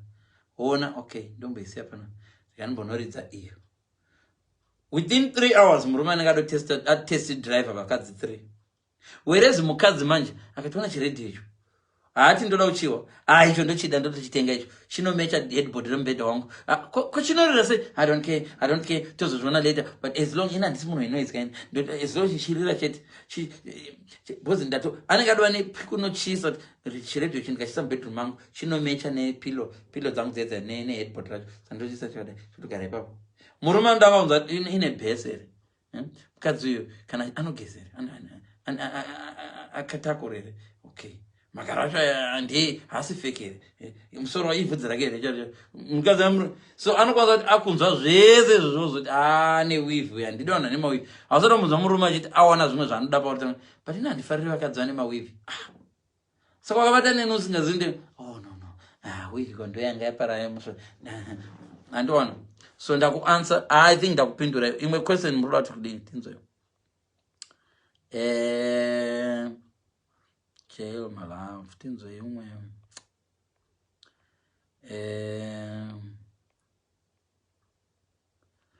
Vanhu kuAfrica ngatidzidze kusaurayana. Tidzidze kusevhana kuti apana chinhu chinonakidza nekublock. Munhu anokublock akafanana munhu anouraya. Listen, munhu anokublock paFacebook akapiwa opportunity naMwari. Ndakambokuzvitaura last live. Munhu anokublock paFacebook akapiwa switch yeoxygen naMwari. That moment yari kublocker unofewe. Right now kune rimwe zimunhu rakaruma murume wezasinote such an idiot. Deri kapiwa switch naMwari dai mona munhu adona. Leon, oxygen. I can't breathe. You can't breathe. You can't breathe. Panera switch off in South Africa. Ndo mentality of Africans. Dzidza kuti enemy yako so say blocker. Your ex-husband, don't block him. Don't block your ex. Look good with ex yako akakuona so aone zvakasiya. So they see you flow. Umana. Ndaira naye murume uyu. Ndaira aiwa. 2 seconds angato uyu murume ndakadzidza. Wasara mbona mwana ndakadzidza naye uyu. Vanhu vamuparliament takadzidza tose naye uyu. Zvino kana ukamuuraya uchazoti takadzidza naye kupi iwa muuraya. Let's remove that mentality yokuuraya naye. Tisauraya. Ngari uye rikuone zigadziro zirumero rakakuabhisa richikuona manje wakunyatsafamba nalavhe wako wechirungu iyezve murungu zvewe muchifamba kadai nezvana zvako zvemakaradi iro gushungo rakakuitisa mwana neguma kudai wozoita kamukaka nemhini yakadai so kamukaradi kane bvudzi risingamonidi Brazilian kane hello granddad. No, it's not granddad. That used to be my ex-husband. They've come to see your brother. Is with that brother of yours? Yeah, that's the dad. Oh, mommy, you look so old. Inamo mwanangu, it's Namo. What's Namo? Oh, Namo. Namo is poverty. Oh, do they live in poverty? So, Mom, when my friends want to see poverty, can we visit Uncle so they can see poverty? I'll tell my teacher. What this is poverty. Tide kumbakwa uncle. Argunze uncle is your ex-husband. But you are muuraya wamisira poison utafi. Anongofa achitofila good ndakaribwadzise. Mure gararame. Awi achikona kuti wakomana here wakomana. Ausada mudza mwana kuti ndakarikwira iro ndakarikwira. Hayi ndakamukurura. Chamara zvishandi izvozvo. Pana ari kukurura izvozvo. Wakamukurura nditi but pana ari kukurura iko zvino. So what do you need to do? Get better than where you were. Aita better. How to look at good. Ugona ndinaye murumo. Angasingagezi. Tukaure. Zvino wachigezera shumbu. Zvino vamwe venyu manje pamuno divorce unobva toita worse from bad to worse. Wanga wachigeza kawana uchatogeza. Ndebvu kudai so. Oyo, uda kudla madoti musi rega kudla madoti we. 181. Next. Tata baby. Any fool can tonga nika. Look at no. This is why I disagree. This is why I disagree, woman. Hans any fool can tonga nika. Look at Trump and ED. All you need is smart, intelligent team of advisors. No. They are fools. The reason why they stay in power is because they're not fools. But you think they're fools. If someone can stay in power for 4 years and even manage to stay in power for an extra 4 years, immunity rigging, he's not a fool. Inzoga, ndikayokumba kwako ndikakutsotsa $10. Ndikadzoka ndikakukwereta 1000 ndikakutsotsa futi 1000. Ndikadzoka ndikakubira ngoro yako, ndikadzoka ndikakubira. I'm not a fool. Oh, any fool can just steal. No, a fool ndiwe. A fool. Vanhu vari kutongwa ndoma. Many fools can be tongwed. Inzoga. Ndikakutengesera chinhu ichi $1. Iwe chinazozati hazviite $. Ndikakuchinja ndikachipidigura ngati ndikakutengesera $, uchinga chakazara ndangochipidigura. Ari a fool ndiwe because kana ndakutengesera chinhu chakadai so $1, the next $1 you're gonna pay, make sure unobata wega kuti ndoda kumboona uchichitenderedza. But indouya ndakachipidigura so ndoti $, ndokupa wobva kuti wandivhara ndiro. Who is a fool? This is exactly what's happening in America. Munhu yaana kupusa anokupa $1 apidigura manje akaruma uko apidigura. Saka vari kuvhota right now. Tichangona next week vakamuwinisa. Muti ndiro next time obvazo yane original man risina kudyiwa iri guys arina kudyiwa $, guys $, but rina kudyiwa obva $. Saka akuridza $3 3 times achikutengesera imauyu unoti uchisvika risina kudyiwa kuti rakaora mukati. That's 3 times. So atokutonga for 3 times and you still call him stupid. Many people call Trump stupid, but he's a very successful businessman. How can you call someone a successful businessman? Munhu anokwanisa kuchinja kukonana nenyika agochinja system yanga iripo yese, kukonana nechina yega yakadai so neAmerica. Iye angouya kunoita 4 years achibva konana naye akakonana neRussia yacho yainzi aiti ndobva awira munhu imoti kanzi is a fool. Trump is not a fool. You guys. And you think ED is a fool? He's not. He's tonguing. He's tonguing. Hakuna muna ntonga nyika ari fool. That's why advisors no. Okay, it's part of the system. My advisor murukurumbidza is part of this. Hapana kuti osvika kumba kuti Leon haana kumbochenjera gumbo rake ndo rakangongwara chete. But riri pana Leon kagumbo racho.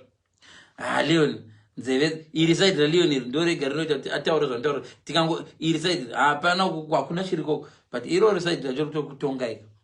Ndowani? Vanhu vazhinji vati Mugabe is a fool. Ndaitaura nditi Mugabe is the most intelligent person. Oh no, he's not. Mugabe was. How can you rule for? There are 2 things then. If Mugabe is a fool, that means that in Zimbabwe you can get a fool as well. If you want to have fools, then you can have both fools, with 2 fools. Masait Mavirema fools. Because you can't tell me for 39 years you're struggling to remove someone in power. Well, I'm not a fool. Achiramba in power. Oh no, akangozeta la kutangana na nangabu. Ndokutongwara kwacho. Iwo kavanoti uri nzou iwo. Urudaita but vana mvuvu varuda kukujairira. Varuda vachidhonza tambo yako. Unongotora katambo ya wosungirira panzou. Wogara wako utarisa. Mvuvu yodhonza tambo ichi nzou yeti potak with this. Chimvuvu chotatara kuti munane simba. Chodhonza chidai nzou yo but ta. Chimvuvu choti ndakusunungura. Munane simba. Undoona? Who is a fool? Is nzou a fool? So you mean guys, you honestly think that someone can tonga nyika kapusa? Do you honestly think Munanema CIO Moti is a fool? What does CIO stands for? Or intelligent? Urunzo varari pakatiro.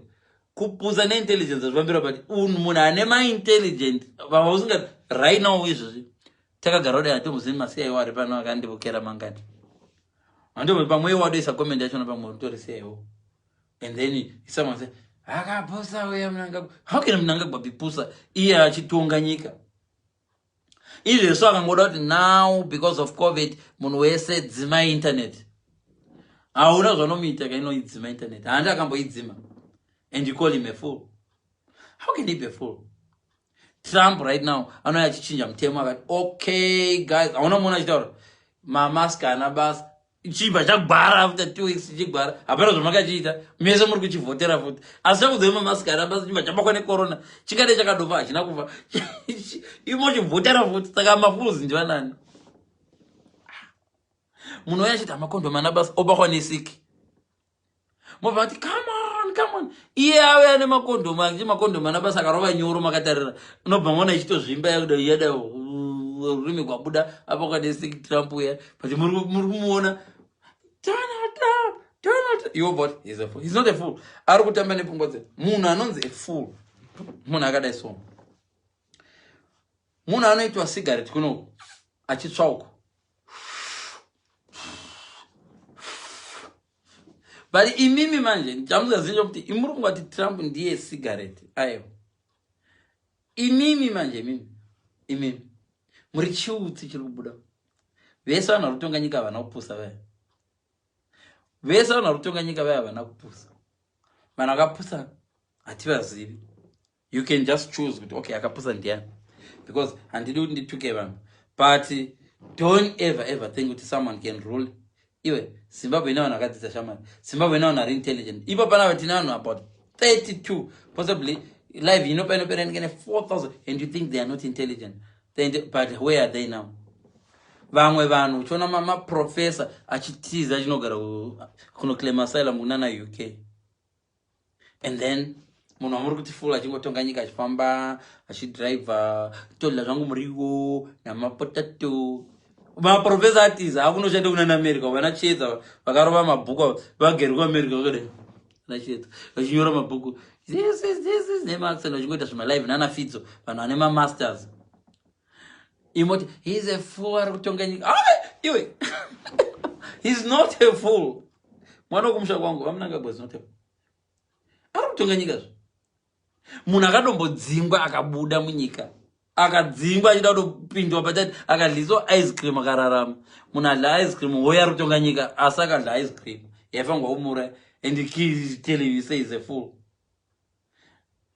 izvo akati kufollowa akati okay ndiwane but okay trace ndilo okay mangwana masikati otuma zvakomana zvakaonzwa knock trace vandiwana say you guys that fool has found you now is it no nyika inonetsa nyika inotomwa navanhu vari intelligent that I disagree. I think anyone who can drive nyika is intelligent enough kuchinja magear is intelligent kuchinja magear enyika even akaidriver 2 days iye atombofamba nayo nyika iyoyo timbona hanzi but they should be going to school. Isn't that bad thing for 15-year-olds to be working? It's not a spare job. No, you see, this is where the problem is. Many people that think that for a 15-year-old, my daughter started working at 13. She still goes to school, but she's working at 13. What I'm trying to say is, even though we spend our money pocket money, I'm going to go to very level, and even she need 100 pounds. I'm going to Dad, this is she dress a company, but nice. Check up a chiwa chicken, chicken watch, oh, Dad, it looks so good. My trainers and Saga Badaru Shanda. So working in any then I got to tanga basset 13 out. Thank my parents. Because when the guy from 13 to 17, as not so deeper. Daganita muva mumiri machi jingidzi rukatu ukupa mupanda. Right now, I'm dinapana mpanda pana, and I want to math says Pythagoras theorem, a squared hypotenuse, Baganoita my engineer Vangani. In the garden, I will pour my guitar and dancer is a Methuselah. Now the number of the Methuselah 12, Methuselah, yeah, Nani. pane zvandaka indakatozozonga kudzidza futi patsva ndava ne35 years kwakutanga futi kutanga futi uni ndatova kuuk kwakutanga unotsvaka maths dzandandakafoira because ndakafoira maths andaudza ndakafoira maths ka2 maths ndozosvika kunonzi aiwa maths dzamaifoira dzedze zvisystem yekuzimbabwe ndeyenhema. What do you mean? You can take a calculator right now in the exam tokupa formula. Really? Imuri kuuk? Yes, you can use a calculator. Kuzimbabwe vaitanzi finish time. Kana munhu ari slow tomuti ari dyslexia. Vamwe vaitori slow vaifoira kuzimbabwe. Kuzimbabwe nyange munhu ane dyslexia. Anonzi same time inonyora vari fast here. Stop writing. Don't know what I'm stop. Uyu ari dyslexic anogona maths but ari slow. Kunoku munhu ari dyslexic anopiwa yake exam inenge yakareba 2 hours imuchipedza in 1 hour yake inoreba extra achiuya achizotonga nyika futi nedyslexia yake. kuzimbabwe vakaona opportunity yemunhu uri panumber 2 zvako invigilate ndayo gona randiri kuona riri kunyora pari panumber 2 30 minutes left vasingavoni maexamen 25 riri kutoti disturb anokudanidzira 35 minutes left naye vedwe ndandakufunga imwe maths zvaenda yakudzoka maths 20 minutes left yaenda zvimwe zvaida kuti foirisa maths ka zinvigilator ichingodanidzira 20 minutes left 15 minutes left stop writing everybody stop writing. Vanofara kufoira kwavanhu noza kuzimbabwe they were happy kuona chikoro chafoira vanhu kunoku they are happy kuti munhu wese apasi kunoku vanoda kuti college munhu wese apasi but nokuti vana musoro bhangu manje musoro bhangu no. Do you know when you go into exam munhu wese ane 100%? Do you know that everyone starts the exam ne 100%? Paunonyora wrong answer ndo panodecide kuti ai handidi 6 times 7 not 2 with exam not a minus saka exam yako yadova out of 99 one wadokonewa rimwe rinotanga kukono svika exam yaro yava out of 20 iyo iri 100 kwasara maths 20 chigona 20 dzasara rokonewa 20 kwasara 1 rowana 1 out of 100. That's how the exam works.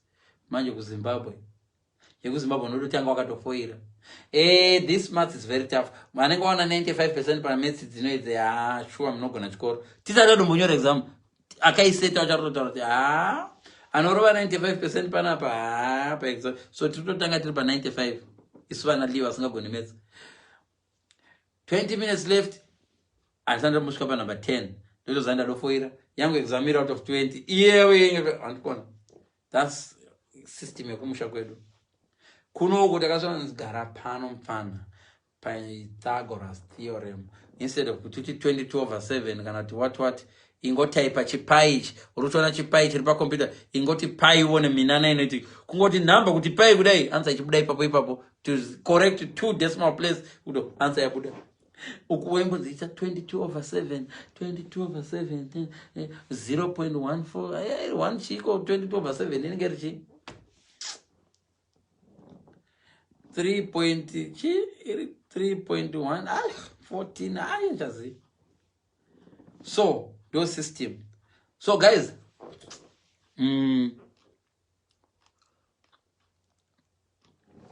kuenda kuchikoro vana vemuuk vanozati dzimwe nguva akangosportiwa ndewebhora anoenda kuacademy asi dzidzo yake yadova yebhora football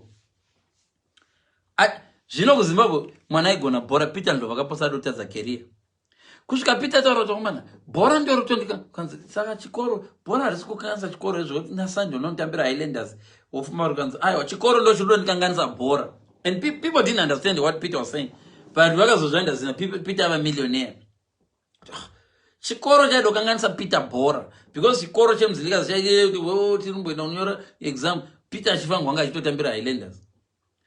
Saka Peter akati no chikoro chirutonikanganisa bhora and didn't make sense.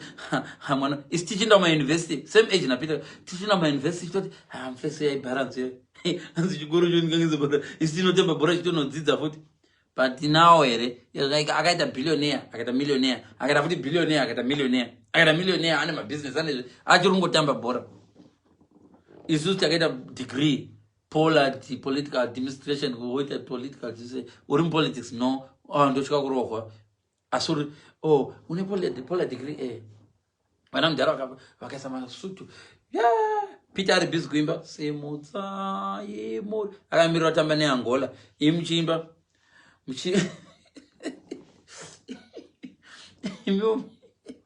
imi graduate nemagauni enye black tapedza course but hakuna mabasa. Okay. Saka tongo zvamunenge mangogonawo makutsvaka mari yendege manje. Toramboenda hangu kuUK because zvapeipa pano zvaipa. Peter ari kuimba ndege yake ichimhara makuseni mese Zimbabwe yamire please ndege yaPeter yasvika mwe totamba neAngola mwe totamba neZambia ndege vacho vaidzidza makubuchira manje muri kuSports Stadium. Mukomana akataura akati chikoro chino ndikanganisa bhora imakubuchira naye vamwe vacho maitori more talented than Peter makadoreka bhora muchita zvechikoro. And I was very good in football but mudhara akati kuna iwe saka utanga kutobuchirira Peter watopfeka jezi rakanzi Peter Ndlovu. Track back to honor. Peter at 14 he was already planning to be a professional footballer and a lot of academic people were laughing at him. You know?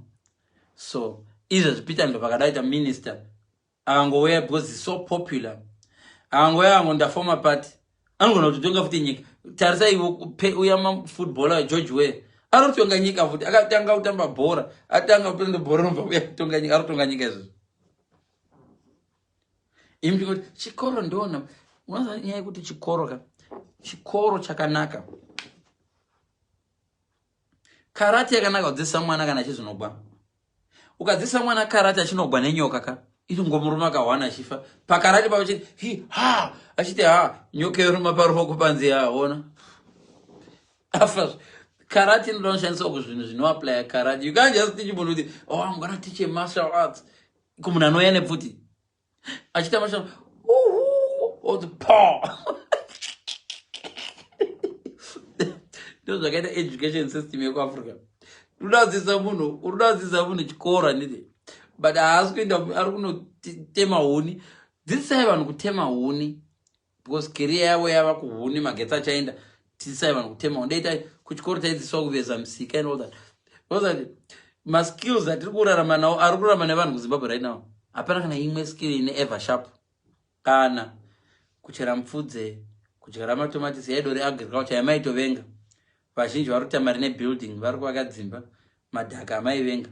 Vamwe vacho vari kuita fashion fabrics vana clothes hemming nana back stitch vataidzidza chirohwa nana miss ndovakudovapa mari. Pythagoras theorem mabridge mangani mabridge ari kuvakwa Zimbabwe nePythagoras theorem mainjinia mangani vakaika bridge racho kana resource kana one resource kana cement chaikuvaka bridge hapana.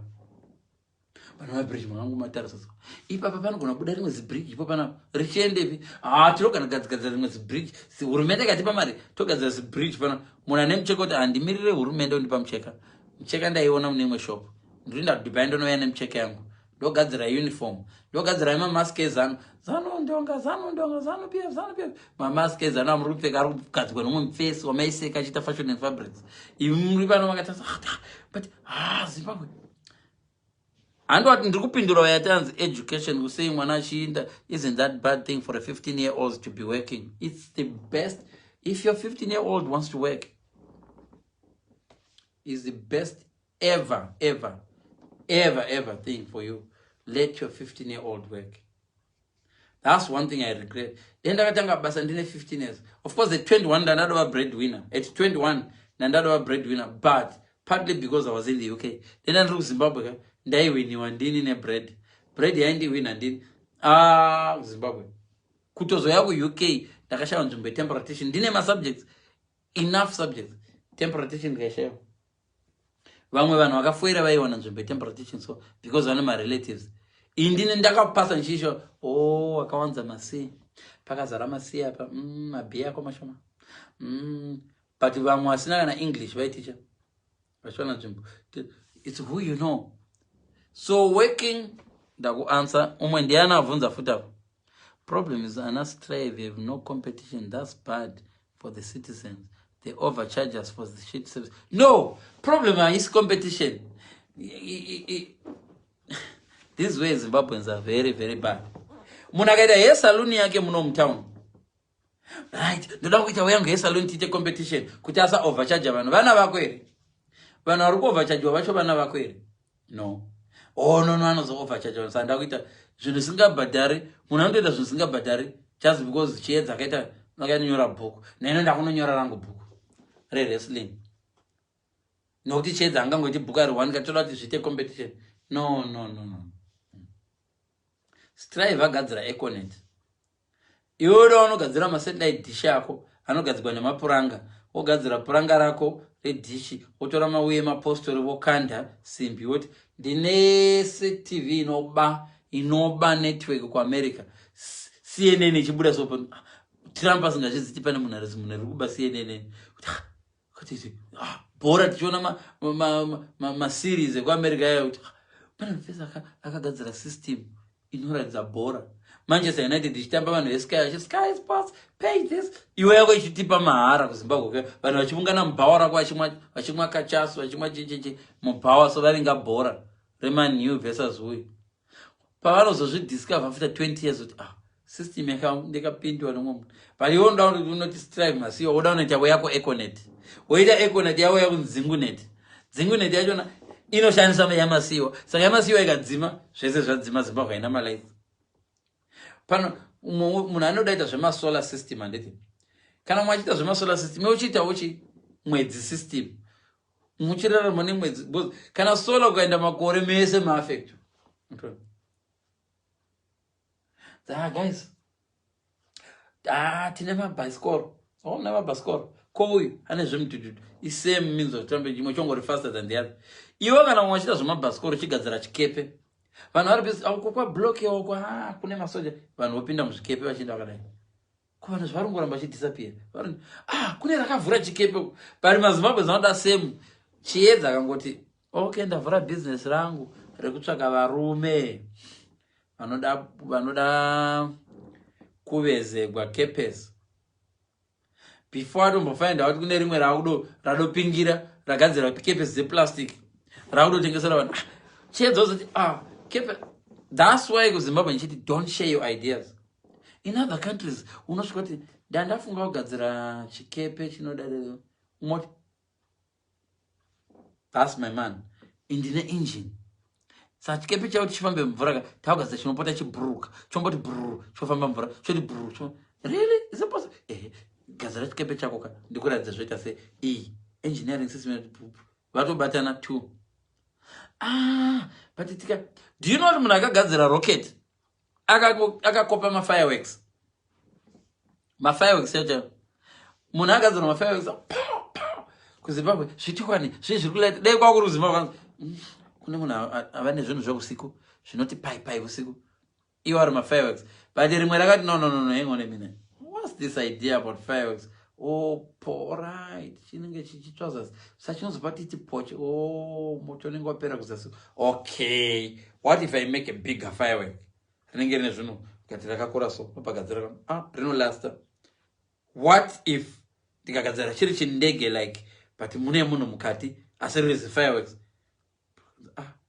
What if chikabaya chakadai chinosvika kumwedzi here tikaisa moto wakawanda kuno chapotsa chasvika chazodzoka zvacho saka tikawedzera fuel from fireworks to rocket zvino rocket dzacho dzakudoenda kuMars vari kuti vakawana mvura kumwedzi vakudoshandisa mwedzi senge bus stop vari kuti vakasvika kumwedzi vozoloncha imwe imwe rocket from there ichienda kuMars because maMars panenge padhuze. Dei ari muzimba ainzi adiscover Mars, let's kill him ndo vanhu tisingadewa newara ivo urayemo hatidi vanhu vanofamba chingodiscover zvinhu asina kutibudza wavanodiscover zvinhu izvi usina kutibudza wakazvidiscover sei wakadi umbouya ukatibudza maZimbabwe tichongoda kuurayana pazvinhu zvisina basa rese.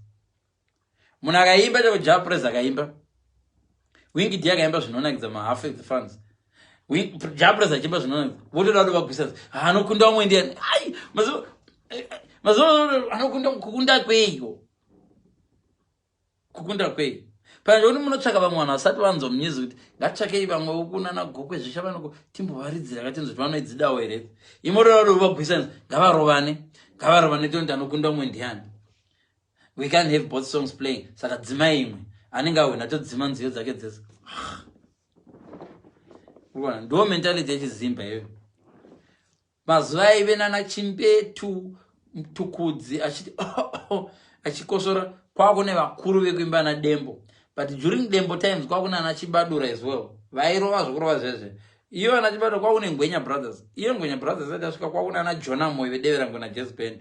Kwakune maband anga kaonda kudai song. Before I found out Kiyama iridza chiri Mabauwa system akati ndindaimba kuti Mabauwa iwe ndide boo system andinofoma rangu band kona iyi zvazvingofamba okay Kiyama yasara Alec Macheso angodai nobva ale kanza zvekuti ale zvinotonakidza dare boom vaseparata futi uyo madzibaba Kiyama vasara vega Macheso afoma mberi kwazvo of course Macheso akazoita success but uri kuona zvekuita Zimbabwe division after inongati medzi dze-division 6 into 2 0 6 into 20 3 2 6 vanhu vakangoti batani zvikabudira cancel 0 1 vadivida division takanyanya kugona medzi dzokudivida too much. Izvezvo handiti ndine live yangu panje uni ndibatana na doubt Mr. Dewa sometimes ndoenda kushokwa na Dewa ka handisviki kushokwa na Dewa guys weya kushokwa Leon toita zvekwaDewa chipromota Dewa show tichiita show naDewa handisanombo sometimes ndotokataura by accident vanouya kuYouTube kwangu but handimboti siyai YouTube yaDewa muye kwangu vanenge vaita time vamwe vanotozinde machannel angu vati Muzimba akasvika pabirthday rako so Muzimba keke raita iri ndemakavona rangu keke mira ndikudze ndakaita rimwe keke so rane chiHalloween rakazi isi competition hatimboitai zvepate pana matatenga chimini kupa iwe takadzitenga kudhara isi competition atenga mini kupa chitsvakwa uri iwewe une yako life uyu ane mini kupa yake musiye yaite mini kupa hana mota kauyu komesa mukaita mota anozouchirira mwendani apana inongori imba yake idiki isina mamortgage kweicompetition here chimortgage chakatozoita ichi imari dzemukadzi dzedivorce yeah saka imini ndiri kuanisa uyangati problem ana strive havana competition haiti kuti vanhu vaive successful. Competition inodo miti inokura mudesert inokura iri murainforest pane competition inokura iri weaker because they are fighting for sunshine. Miti iri easy kutema miti yemurainforest ichiri midiki iri kukura ine soft bark zvokuti kangoya nebhemba kati inobva guri because iri fighter for sunshine ikadai umwe akaenda rimwe zimiti rokura shizha richibloka rimwe rokume inokura inoreba kureba zvokureba zvezvo but isina kusimba. Woenda kudesert woona rimwe zimuti ringokura riri one so no competition hapana kana mvura undoti zimuti riri kutora mvura pasi pakaoma kudai kunoritema kudai 2 hours uchiritema rakasimba zimuti iroro harina competition. Ndo zvakadangoita life yevanhu tikaita competition tiri weaker. We are weaker when we compete.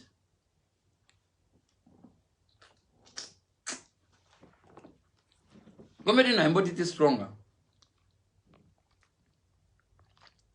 Hanzi na angu it's possible tikabatana chete with a positive mind tinoomba chedu chinhu chedu one and we don't need even vanhu vehurumende ipo pano palive pano tikangwana vanhu 4 vanoti guys ndine 50 pounds uyoti ndine 50 pounds tigadzire chimwe chinhu chedu pano unogona vatotanga basa zita rina basa okay ngatingoti taungira iyo chawo chiedza tongoti tauchira iyo mavangira bus service azvite indaisa $50 yangu toisa zita rechedza ngatichise zita rangu iwe rako zita ronzi Gombingomboro andikuona takuisa Gombingomboro rakunyadzisira manje rachauchira maungira yanga isinganyadzisiri vanhu vacharokwira bhazi redu zvova razoti Gombingomboro rakunyadzisira vaya vanhu vanoti zvechecho kuti hatikwiri bhazi ronyadzisira business radofa nokuda kwecruelty yakuti ndodawo rangu zita reiswe ipapo Iwe rabo zitanga risingaiti gombingo mbaro tombori biza tongoti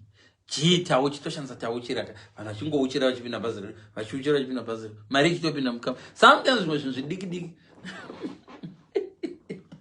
Chiedza ndiye anogona kutaura chirungu. Twese chiedza kumbereka. Unonoza ekaka but still in background.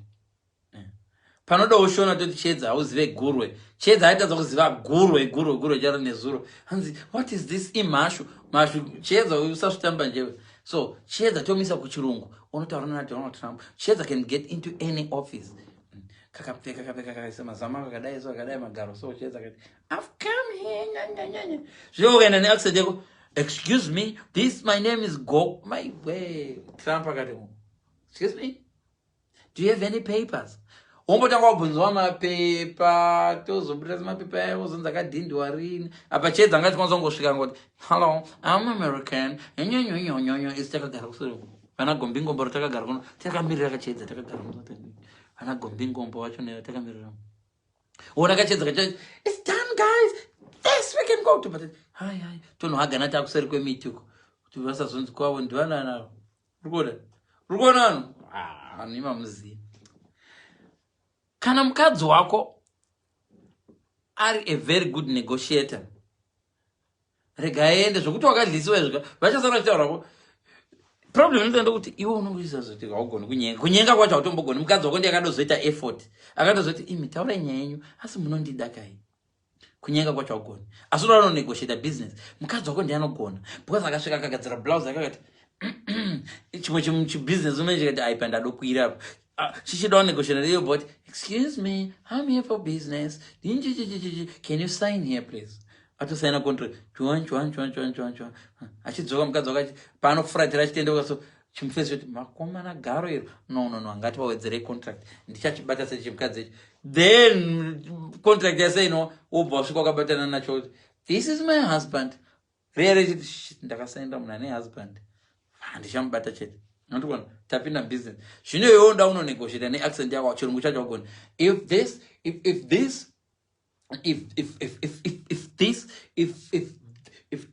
excuse me, can you go back and rehearse so you can come? Pawaneko chino rehearse. Vamwe vatuma chiedza vasi. Excuse me, do you have a contract? Pawanozodzoka, I've rehearsed now. Sorry, we are closed.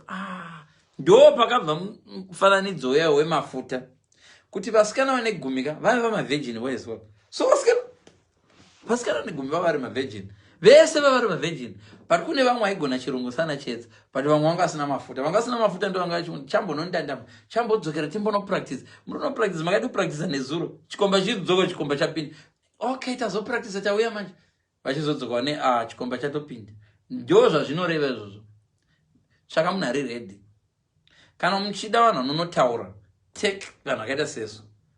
Indogona kutaura neshumba musango so. Mukaona takagara neshumba zonjidza kuti ndoera shumba ndadzudza ndoera shumba sekuru vangu ndo vakazvara apa.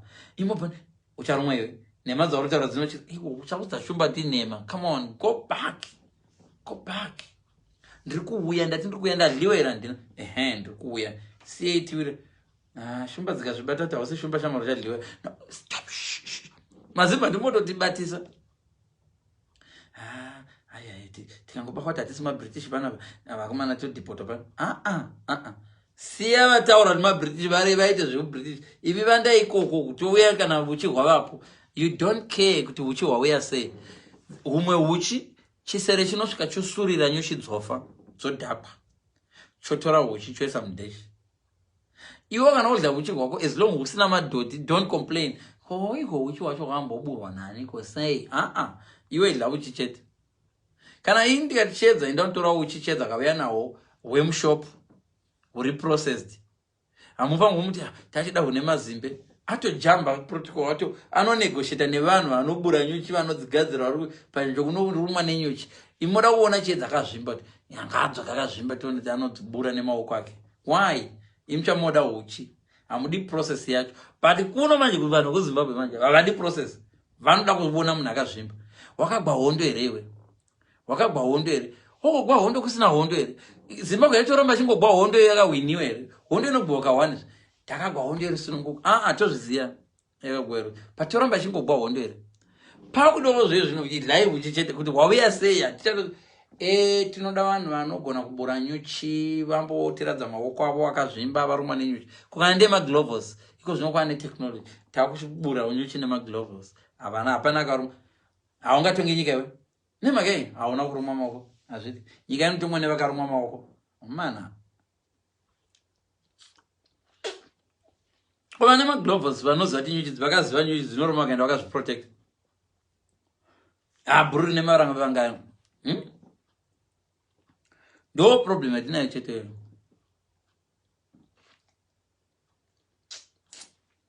And that's why ndisiri politician, because zvandotaura zvazvidiwa mupolitics maybe yoku UK kana ndiita politics ndodide yoku Europe nokuna nawe kuZimbabwe. I can tell you dena ruZimbabwe raino ndakadomamiswa kudhara raino pana mwana wandoti uinfest pangu ya Zimbabwe ndambomukwatura zvimalive zvake zvanoita right now pane 2 or 3 vanozvitoda imo muno mu-UK pane vati kambata manje wozodaiona akuZimbabwe handina nharo akuZimbabwe of course vane power kavanokusunga vongouya nepfuti pano mu-UK mu-UK topedzerana kana pane ando ndimamisa akatarira live inoyi kana une postcode ndipe ndoya chibhakera chati pasina banga pasina pfuti chibhakera chura zvibhakera takakura nazvo but kuZimba of course Zimba anokumamisa akuZimba une ushoro wasingadzoreri Simba ndakasungwa Zimba pandakaenda pa ndichati Simba ndangona ndadongo ndangoziteverai mukoma uyai kuno notora zvandatosungwa pano ndisina okay nasa inotambika but munomu even kana kuti apply munogona kuti apply munojoina wrestling mutine match yedu toda kuita voda kuisa pa YouTube muchitukana in advance votokupa date rokuzomamisana muna November. So this we can apply unobvumidzwa kutojoina boxing club kuti amfeso yakambotaura zvokuti mukadzi wangu akandiramba obva kuti okay wonditumira tsamba text message ndoda kumamisa kuti alright atijoina wrestling kana totojoina boxing chaichaio. Tyson ari kurovana iyo zvakachembera vakuma 50 something. Tyson ane fight very soon. Kuno zvinoorganizewa zvokuZimbabwe hazviorganize because kunongonzi mwana ngoti ndoda kungonorova munhu yonzi okay tichatuma wakomana pum wokwatuka usingadzoreri but kuno you can even organize a proper fight. Kuti wakaita live yo ndakateerera nomukadzi wangu chiti varume anohura mukadzi wangu akandibata foni yangu zandoda kumamisa kuti okay mamuda ndimamisa nechingani I'm working on Friday. Can you mamisa me Saturday? No, ndoda kumamisa. Okay. Moda ndimamisa mune magloves ka moda ndimamisa mune matishu ere kundipusika kana mapezo ndimamisa kana ndouya nematishu angu kana ndouya nemvura kugesa kana mandimamisa. Andikona. KuZimbabwe hakuna izvo. Africa hakuna izvo. Urwana mana Jimbo. Ndakataura ndikati vanhu vepa internet muno mana Jimbo ari kubatirwa izvezvi. Ende bara rechiro ende vachitofa vamukezvo. Varongorwa izvezvi kune tinobuda pa BBC CNN unorohwa nepfutiso CNN ichikuona uchirohwa nepfutiso naiyo CNN yacho chirohwa futi nepfuti. That's Africa for you. Ena muna zvamunovaita mandoona saka unovangongoweya maoptions akuti okay do you want to die or do you want to rule or do you want to be smart? If you're smart, do you want to talk? Or if you want to talk, do you talk sense? So it's up to you. Papa, guys, just know your battles. Just know your battles. Unovava yo chikubwa chiri kukuvava. Unovava yo uri chikonye chovava. Chikubwa choti okay. F chokuti pa. Uri chikonye chinovava yangu adero yangu kandirova. Uri chikonye iwo chirohwa. Iwo chirohwa. Kana chirohwa rega kupikisa ka. Kuna mapesa aimborohwa kumusha hazibana rino uruti zibana roro wewe chirohwa hazibana roro uramba chiti zibana anoramba chikurova itiva kuru munorova boss watorowa abakuru munorova guys again bonzo omwe and all things are possible tikabatana okay pane mwe mbunze mboda bunze trust in love. If Trump is a fool we should all be fools because then most of us are less than fools. Exactly. Shares are total. Trump na munhu wezanotonga nyika asi fool shamari. Nyika yakakurewe. Nyika ine vanhu 15 million ichitongo kuti is a fool. Intoda kuita fool kana zvakadero. Iwe, ne intelligence dzangu andigone kana kutotonga musha wangu chandito right now une intelligence yako uri kutadza kutonga murume wako anohura. So I'm not meaning you Trace, I'm just giving an example. Uri kutadza kutonga teacher. Right now mwana wangu ndangu move a team. I just moved. One thing I've told my son is that, you know what, my son, if you're not progressing as a black kid, he has to work harder and he has to have more talent. Oh, we are developing. We are developing the footballers. So it's not about winning. We are developing our kids. Develop ababo. Then angari wakom tema. Aru need that development.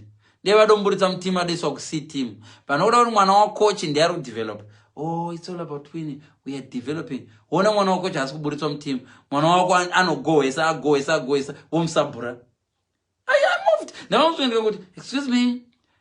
Kit E, my son had signed the contract. E. Do you know it's saying that end of division, higher division? E, that's the kid. Now, my son trusts me. That don't think right now. That don't think my kid. You're not training for trials tomorrow. Go higher league. My son is a higher league player, but the coach is using my son to develop his son. Can a team here which ones? It's not about winning. It's about promoting the kids. Because Murunguka, I'm not average. Panongo better. Mononga overtake. No. For now, I'm buying my son this, supporting this kid. Tomorrow, I told them my trials in a higher league. No, in the words, listen, coach, Mononga no gonna bora. Kana mukabona singa goni bora ndimu singa goni coaching. Jodo shikandile confidence. Listen, I'm a coach in coach. Ndawaya ni mwana no gonna bora pana. Really?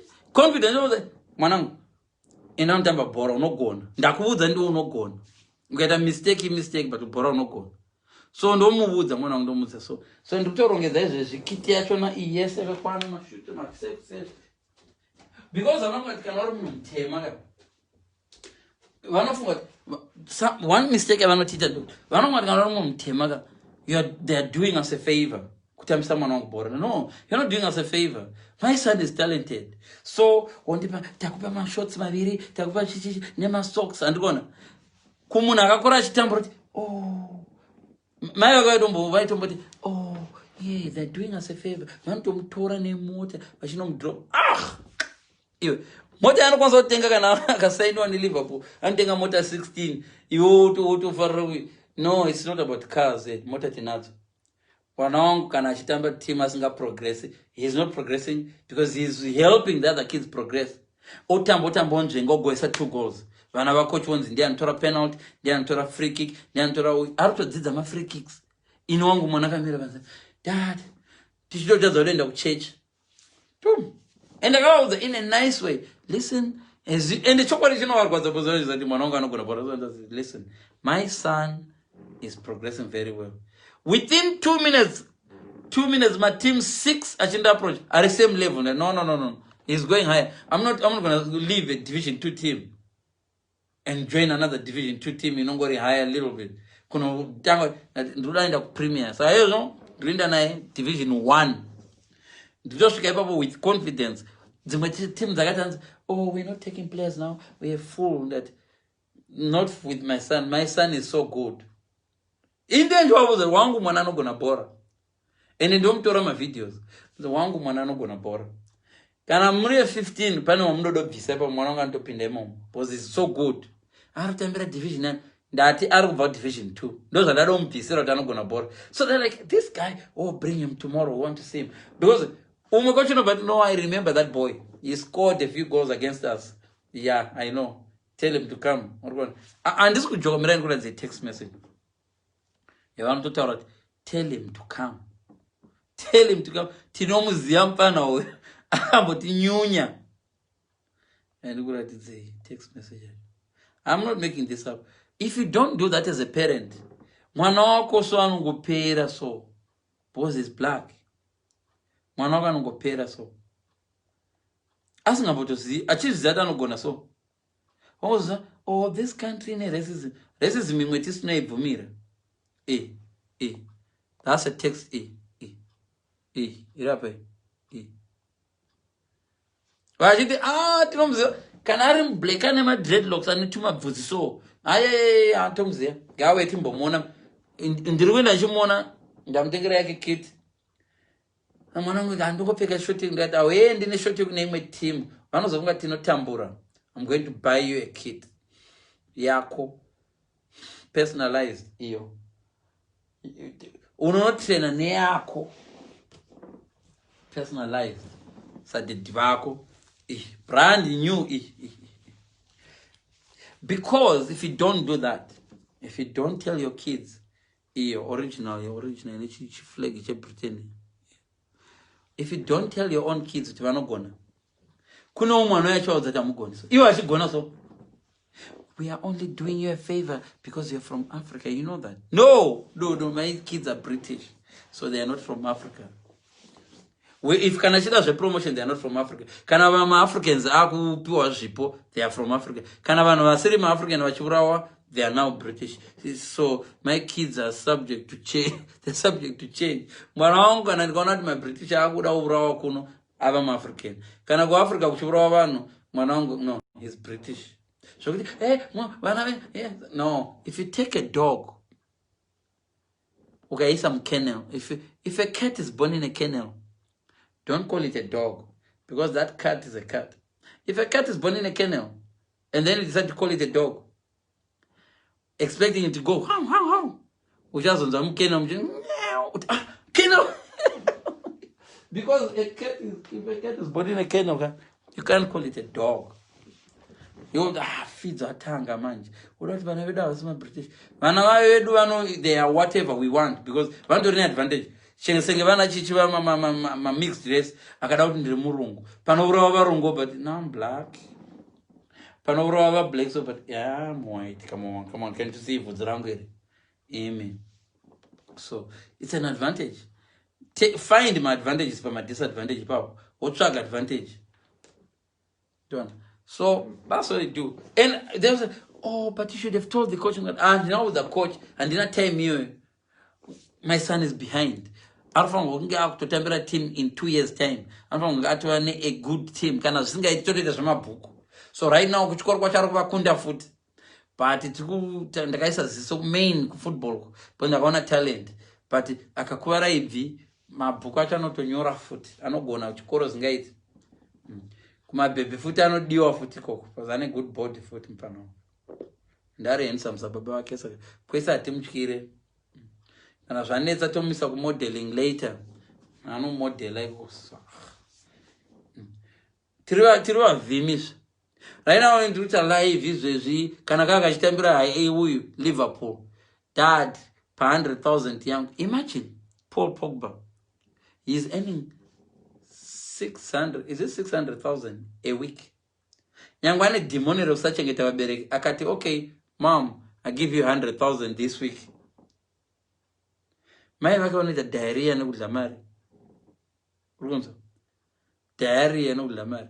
And that's the way yaonda kuti mwana wako atanga kuti at 12 onze, oh, we are developing. Zvafana kuti mwana wako achigona maths. Taizvibona isusu. Because Dadea high school is still singagoni maths. Maths ichinyogwa paboard, so isati yatopera. I know the answer. Saka isusu vana gushungo woti singagoni maths utongonza. Oh, please, can you elaborate? Kusvika maticha ati no, vanogona maths takuyaisa uko. Vanoita additional maths. Otherwise, syllabus vainozopera ka. Vanonga chingori form 1 level. Isitomboisa vana koma. Taridzepa. Teacher ati 0 keche. Akanzura uyu 0 keche. Uyu 1 keche. Apinda muruviri 2 keche. 2 keche 0 20 chichi. Awarum class emesika. Zvimwe zvacho vaitojamba. 16 or 42. People 55. Isusu tichinzi tiri kuita zvana paitago zvana dzemaseconds ya. Dzemasets. Ndo dzawanzotanga ka. Form 1. Iwe wangado kune dziyadzo kuti yo ukapiwa 500 kuti unodeni statistics dzine accounts mukati. Vakuda zve business ukapiwa 100 you divide John we so find the difference the difference of two values my graphs is but no zoita my graphs you are dog kunyora the form 5. So moda ndirege kubvisa mwana wangu ku team ari level revana vanogona maths ndoramba chingomirira vanoti keche basingagoni kana throw in vaita zvokukanda bhora like throw in kudai yakadzidzwa nemwana wanga 2 years ago anga kutotamba 11 aside ava vamwe vana vevarungu vari kutanga 11 aside now mwana wangu 11 aside akaitamba kudhara anotamba nemadhara bhuti vake vanototambira imwe timu iri haya anotamba navo Saturdays kanototamba neni chidokatakula kachido and he's 12. This is what I'm saying. You need to, if you're a parent, go and support your kid. If you're a parent right now in the UK, your son looks like he's a bit talented, go watch the team he's playing for and don't waste your time. Don't waste his time too. Vamwe venyu vanhu vazhinji vandinoona handisana mbokona unoziva zvana zvavatema so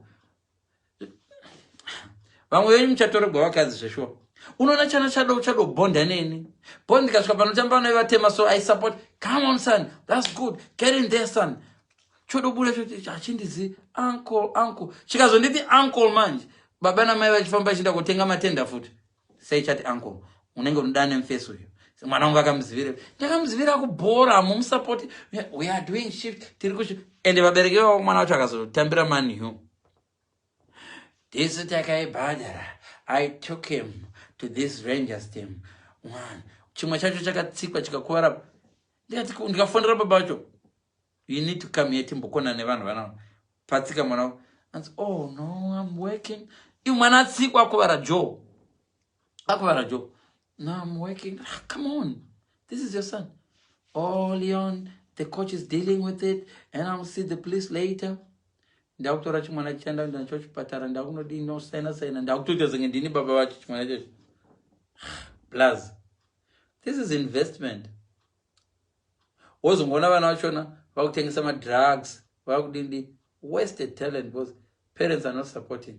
So you are you supporting mwana wako yo unomboendawo here nemwana wako kubhora kunotonhora zvinongodai vakazvareba muna yes ikoko zvinombobakwa nemakochi kochi ati you're doing well son well played son achibata mwana mahafu izvo kochi ngito arotobata chimwana chaka chicho chabhiza chimwana chotodzoka kumba ndikadii ndozo mai vanozondirambidzanda bhora this coach told me he's only doing me a favor in 2 years time I'll be playing for Manchester United achinyeba playing for Manchester United iye mwana wakocha asingagoni kocha haadi kupromota vana vasingagoni andati wake atangagona ozonzi handei kuMan United nemwana wako iwo kukanzi Man United toda munhu wani kocha anotora mwana wake achiendesa achisiya iwewo we all know that's the system and people don't want to learn.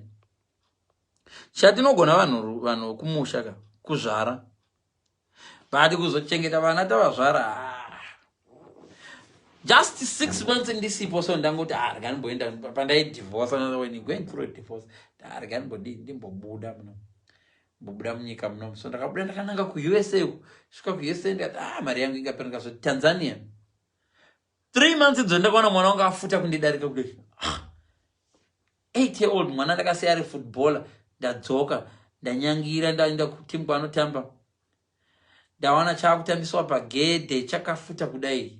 Do you know I had to take my son right now he's still losing weight yakagaina ipapo 2 years ago nanhasi ndichiri muprocess kwakutanga mudzidzi because ndiri ikoko ndaingoisa mari muaccount make achitenga guchu remasweet so because he's undergoing stress vana through divorce vana vanenge vachienda stress ari right ndamwana achienda chikoro he's thinking where's my dad is my dad now my dad because he's thinking a lot my mom is my mom okay or is my mom and andina mari baba yangu akandisiya uri kusitesa mwana ari kufunga kuti achidzidza chikoro I will never do that again.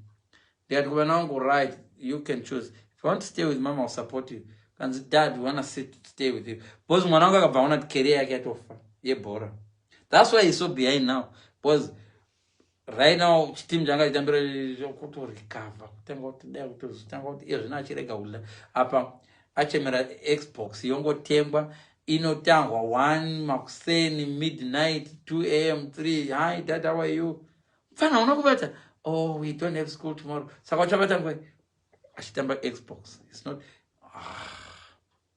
guys hanzi tinawo maformula ekutonga nyika atidi zvezvo maformula ekutonga nyika zvesho vakauya mukatikumbira zvakana tinawo but techida kuti tipinde musystem tisingarohwi ende techida kuti kana even kutonga tiri kuno togona kubetsera zviri ngokupa maideas takagara kuno chingopa kuti ma-ideas uchawa unoza problem mazimbabwe waza tinawo totori ne-better ideas than those unowanzedo unofunga ungaita kana pane rimwe rinenge riri reikoko kuintelligence ririkorobha ratoti ratora ma-ideas edu rotoita senge ndiro razvifunga chima-developer then no, it's okay tosiya zvakadero isusu takafunga tinotoziva kuti right now ndechitokudza kuti okay after a few months tikarova takadai after a few months tichifanirwa kuzoita phase 2 todevelopa this toenda kutier 3 kusina madhamu togadzira madhamu tokanda hove dzobere kana tichisa fertilizer vanoredza hove vachitengesa iko kwete zvokuti maticha anopiwa zvikepe zvanga zvadorashi pamwe zvikepe zvo zvinenge handidi kukomenta zimabozindozere zvimwe zvikepe zvakatorerwa mumwe vanhu vanga vaita ma-illegal poaching kana chive atipe maticha no maticha waya anogona kushandiswa maticha yaya because right now to be honest if I had 100,000 pounds I can start my own private school kuZimbabwe kokuya right now maticha asutombotambira ndikati ndoda maticha 20 cream yematicha ndikavaka a big school ndinogona kugadzira private school inopasa zvokupasa zvezve but ikangotanga kuita success unogona kuchopewa zvinhu zvamuri kuita zviri illegal someone takes over Africa kuvaka supermarket yako kunoza zvanoita. Let me tell you guys, ku-UK zvakuita ku-UK vanouya so vana Tesco vodongorera pamarocation so voona pane corner shop yomuindia iyo poemwe corner shop yomuindia iyo votarisa voti okay. Do you know what they do? Vanouya votenga complex yese pashop yomuindia ipo vodovaka Tesco baiginya muindia womona mova our corner shop is not kana asina post office atotogwa neTesco and Tesco inovaka within 20 days patova neTesco vanhu vese vakutenga ipo vaiuya vachitsvaka muindia vaya vachati toda muindia wedu no vakutotenga muTesco patova nematroli muindia anga andichikona shop papasina matroli vakutofamba nematroli anobhenda keja vachitotenga this is good mukaka vakutotenga mukaka this is what they do kuZimbabwe manje vanouya vokudzingisa Africa ndikaindi Africa iyo supermarket iri pakona iyo vanogona kuuya vakakutorera zvirimo zvacho vokusunga zvinhu zvamuri kutengesa zvakaexpire ne1 day mamati kudii chef makutonovharwa muchitokisi mukaita nharo another 2 months muri muchitokisi wega vanongozoona kuti zvichirega ndirege zveshop sometimes pabvashop ipapa hapana anoreplace vanhu paimbori nechitoro pano paimbori nechitoro uyo uri mujeri paimbori nechitoro pano vanhu dokuvara nezhara paimbori nechitoro chingwa chichawanikwa chichichi kana vane vachida zvavo vhurawo yavo ipo inei ichitengesa manje zvakatozoexpire zvacho manje paiginya taimbodla zvinhu zvino pano but iko zvino we will not develop that way. Timbonza my comments. If people die that easily, some of us will not be here. Even if you were my lingering, sleep in my bed, you are not me. You will learn.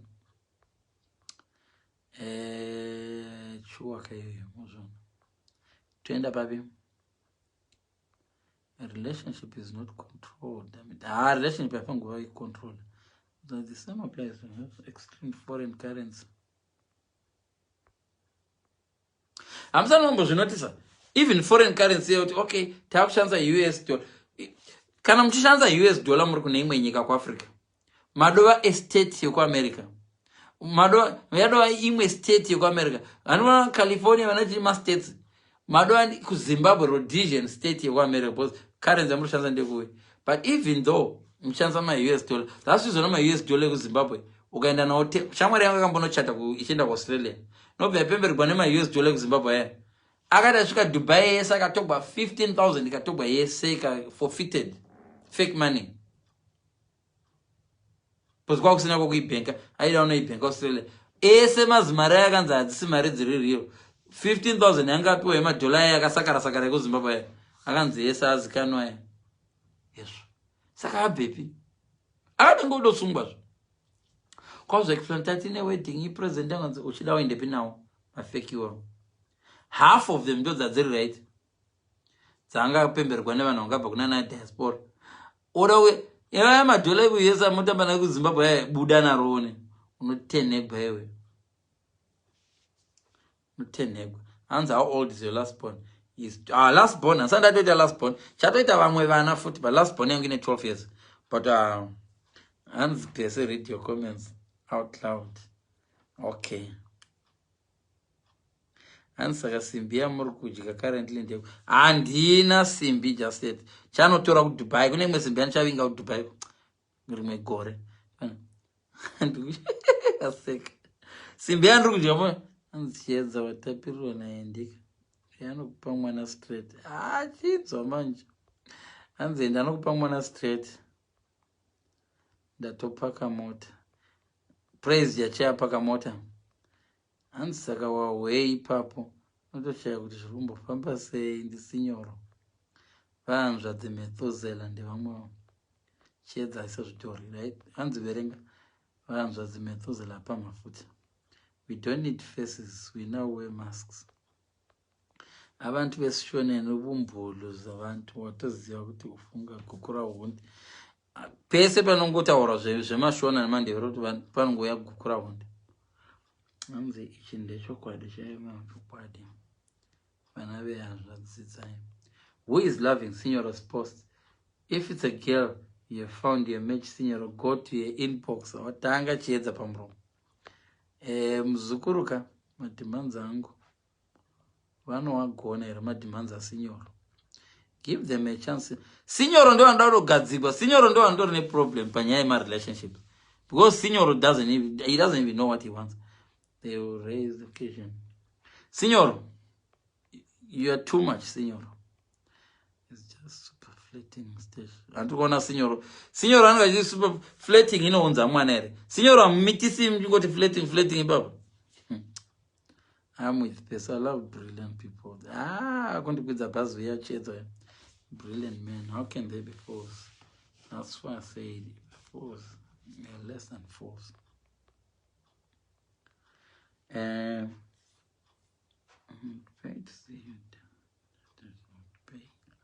I would pay to see you on a dating show.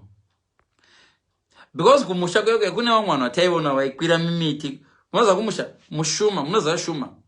Kuna vamwe vanhu vatati this person is very stupid. Aikwira mumuti sochona kuti akadona ka pane matombo akadai so anongofa straight away. But kana akwira mumuti we didn't stop kudla shuma dzanenge achitidonhedzera. Aizunza so kuti zuzuzu iye achigadzira fresh. Oti moda dzimwe ere? Oti zuza. Do you remember?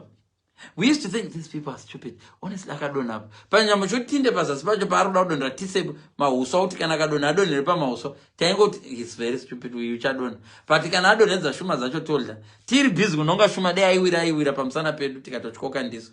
But we never thought about it. Kana azodzika kuti nechemutiko kuti munhu ane zvivindi.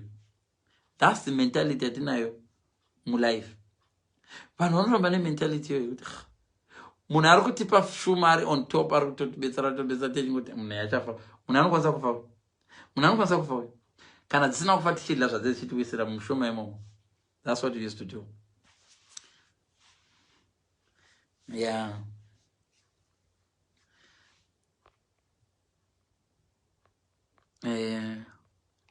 Munhu ane mari, listen guys, don't ever say munhu ane authority or money is stupid.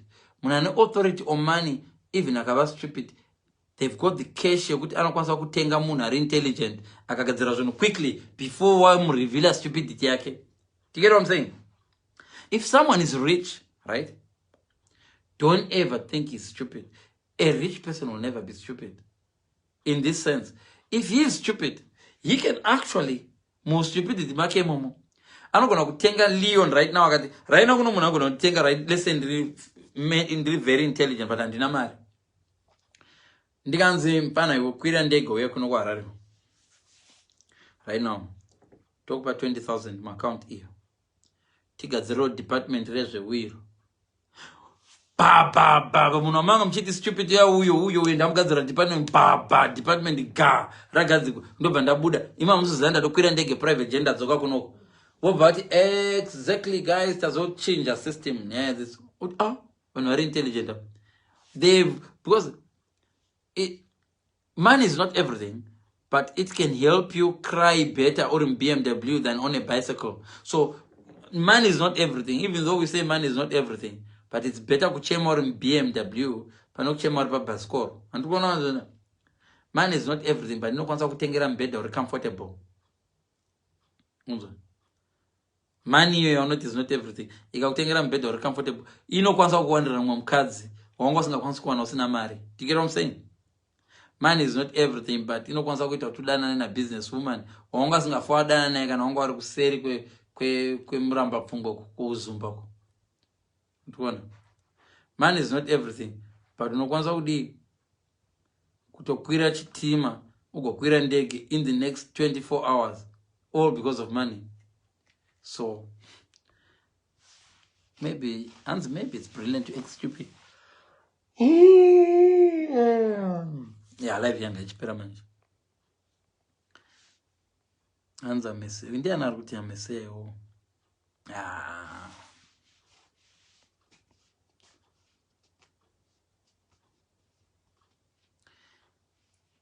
No. Some Hansi, Jim and George, that's the most brilliant thing for a CIO to do, to admit it.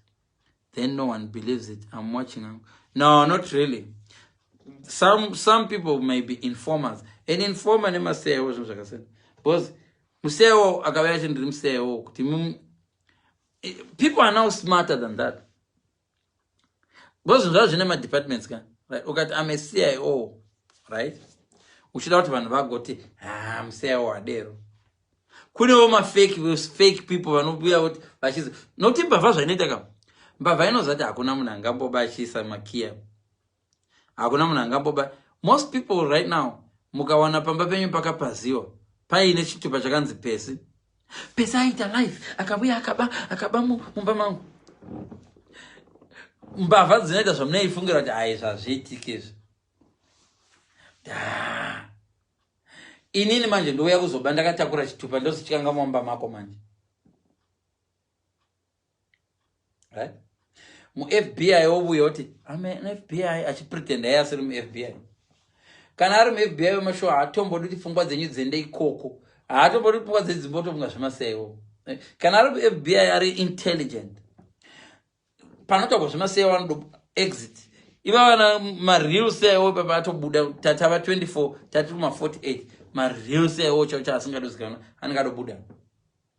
That's why I'm saying mambo sanga nemu FBI pano nepa vakazara